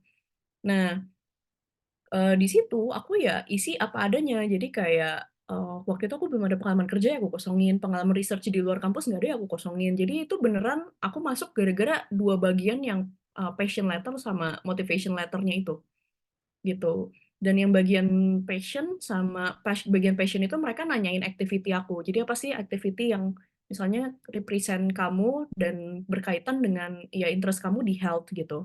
Ya aku ceritain gitu apa yang aku lakuin. Aku bahkan ceritain aku suka main angklung, aku main angklung sama dokter-dokter residen di rumah sakit. Aku masukin di motivation di yang activity letternya itu. Terus aku cerita juga volunteering di komunitas autoimun gitu. Jadi ya aku cuman cerita, terus di motivation letter itu ya aku masukin gitu, kenapa sih aku pengen milih Swedia. Waktu itu kan sebenarnya karena case-nya tadi disuruh ya, disuruh apply. Jadi yang bagian motivation aku agak-agak nyontek Google dikit sih teman-teman gitu ya. Jadi boleh banget sih nyontek Google gitu ya. Waktu itu ditanya kayak, kalau misalnya kenapa ngambil health informatics itu kan udah clear, bisa tuh 2 paragraf, beres. Masalahnya ditanya juga, kenapa pilih Stockholm dan Swedia? Wah, pusing kan? Jadi waktu itu aku googling, kenapa orang kuliah di Stockholm? Terus dari pengalaman orang-orang itu aku coba immerse, kalau aku apa ya, ya udah akhirnya aku serap beberapa kalimat, aku adjust dikit dengan bahasa aku, ya aku jelasin kenapa aku pengen kuliah di Stockholm. Karena kayak ya Stockholm international banget, terus orang-orangnya bisa ngomong bahasa Inggris, shalala shalala gitu. Ya formalitas aja sih gitu. Cuman apa ya? Jadi tadi persiapan untuk kuliah lintas jurusan itu balik lagi ke syarat dari setiap universitasnya itu harus dicek. Karena ada juga misalnya yang require recommendation letter. Ada juga yang spesifik recommendation letternya harus dari prof kamu atau apa gitu. Nah, itu kan ada yang seperti itu juga. Kemudian tadi selain apa namanya persiapan yang tadi itu perlu dipastikan juga bahwa si jurusannya itu menerima jurusan dari lulusan teknik informatika atau yang setaranya. Contoh kalau di kampus aku, health informatics-nya itu nerima jurusan teknik informatika, kenapa? Karena memang yang masuk dibagi dua golongan. Satu background technical, dua background medical. Ketika dia kuliah, itu tuh ada introduction course, kemudian ada bridging courses-nya. Jadi orang-orang yang background-nya technical, kayak aku, dikasih kuliah basic medical science dan healthcare organization dan management. Jadi teman-teman bayangin kuliah kedokteran 4 tahun itu dipepetin dalam waktu 3 bulan. Di kampus aku pas S2 gitu, kita belajar anatomi, fisiologi, kita ngebedah jantung babi, kita ngelihat kadaver, kita nyobain alat-alat medis, belajar pakai stetoskop segala macam, ngediagnosis juga kita belajar. Meskipun bukan buat praktek ya, tapi buat knowledge. Itu. Kemudian orang-orang yang background-nya medical itu belajar technical. Jadi mereka belajar computer science, basic computer science selama 3 bulan itu. Gitu. Jadi penting juga gitu untuk ngelihat tadi ya, ketika apply, memastikan ya background kita pasti di-approve gitu. Karena biasanya mereka list down gitu, background apa aja yang di-approve. Oke, wow, sangat komprehensif sekali. Intinya balik ke requirement masing-masing tempat ya, itu yang mana itu sesuatu yang spesifik dan personalized gitu ya, Kak. Yes. Oke, gitu ya, Kak Christian. Thank you sudah bertanya, thank you juga buat Kak Au sudah jawab. Ya, barangkali sesi talk show-nya aku cukupkan sampai sini dulu. Thank you Kak Au. Aku balikan talk show ini ke Jimei. Silakan Jimei. Ya, thank you Amjo sudah memoderasi kita. Thank you juga buat Aulia. Teman-teman, boleh nggak kita kasih reaction nih? Buat Aulia, juga buat Amjo yang sudah pimpin kita. Thank you untuk sharingnya hari ini. Luar biasa ya, sangat memberkati. Nah, teman-teman, sebelum kita menyelesaikan acara kita hari ini, izinkan saya menyampaikan satu pengumuman berikut ini ya, pendek aja. Jadi kita bersyukur ya teman-teman untuk hari ini seri talk show yang ketiga itu sudah berjalan dengan sangat baik. Dan saya cuma ingin ingatkan aja untuk nanti di bulan April kita akan masuk talk show seri keempat tanggal 17 April ya dengan bintang tamunya adalah Kak Raja. Nah, teman-teman selain acara talk show ini juga, nanti ada juga acara onsite di bulan April, mengundang teman-teman juga semua untuk join. Kalau teman-teman ingin menghadiri acara yang sifatnya lebih terbatas ini ya, dan lebih eksklusif, teman-teman dipersilakan untuk menghubungi Andreas ya, untuk bisa diupdate tentang acaranya. Oke, baik rekan-rekan semua, kita sudah sampai di akhir acara ini. Boleh saya minta kesediaan Ko Edwin ya, pimpin kita di dalam doa penutup. Ko Edwin adalah salah satu narasumber dan juga salah satu tim dari Impact Hub. Silakan Ko Edwin boleh pimpin kita dalam doa penutup. Ya, mari kita berdoa. Tuhan, kami mengucap syukur kalau Tuhan boleh mengumpulkan kami kembali pada kesempatan kali ini. Kami mengucap syukur Tuhan untuk sharing yang boleh disampaikan oleh Kak Aul. Kami mengucap syukur untuk pekerjaan tangan Tuhan dalam kehidupannya. Kami juga mengucap syukur untuk setiap apapun yang terjadi di dalam sesi hari ini, yang menolong kami untuk melihat bahwa apa yang kami kerjakan, apa yang menjadi mungkin pekerjaan kami, studi kami, itu tidak terlepas dari kehidupan kami sebagai anak Tuhan. Bantu kami Tuhan untuk senantiasa di dalam perjalanan hidup ini, senantiasa melihat Tuhan di dalam setiap bidang yang kami kerjakan. Termasuk kami juga mengucap syukur untuk kehadiran Kak Aul yang mulai membagikan hidupnya. Tuhan yang menuntun dia untuk senantiasa berkarya bagi kemuliaan nama Tuhan saja dalam setiap apapun yang Tuhan percayakan dalam hidup kami. Terima kasih Tuhan untuk malam yang begitu indah ini, malam yang menyegarkan, malam yang kembali mencerahkan kami. Ya, sebentar kami akan melakukan kegiatan kami masing-masing Tuhan. Kami kembali ke bidang kami masing-masing, kami kembali ke lapangan battleground kami masing-masing. Kami perlengkapi kami untuk kami boleh bisa memuliakan nama Tuhan dan senantiasa berjalan di dalam anugerah Tuhan saja. Tuhan Yesus yang kita berada dalam syukur. Amin. Amin. Thank you, Ko Edwin. Baik teman-teman, kita akhiri acara kita sampai di sini. Terima kasih, selamat malam, Tuhan memberkati. Sampai jumpa di acara Impact Hub berikutnya. Bye semuanya. Terima kasih semuanya. Thank you teman-teman yang udah join. Thank you, Thank you. thank you, thank you, Edwin. Thank you, Pak Johan. Thank you semuanya. Sampai ketemu lagi ya di acara berikutnya. Thank you semua. Thank you Kak Aul. Thank you teman-teman. Thank you.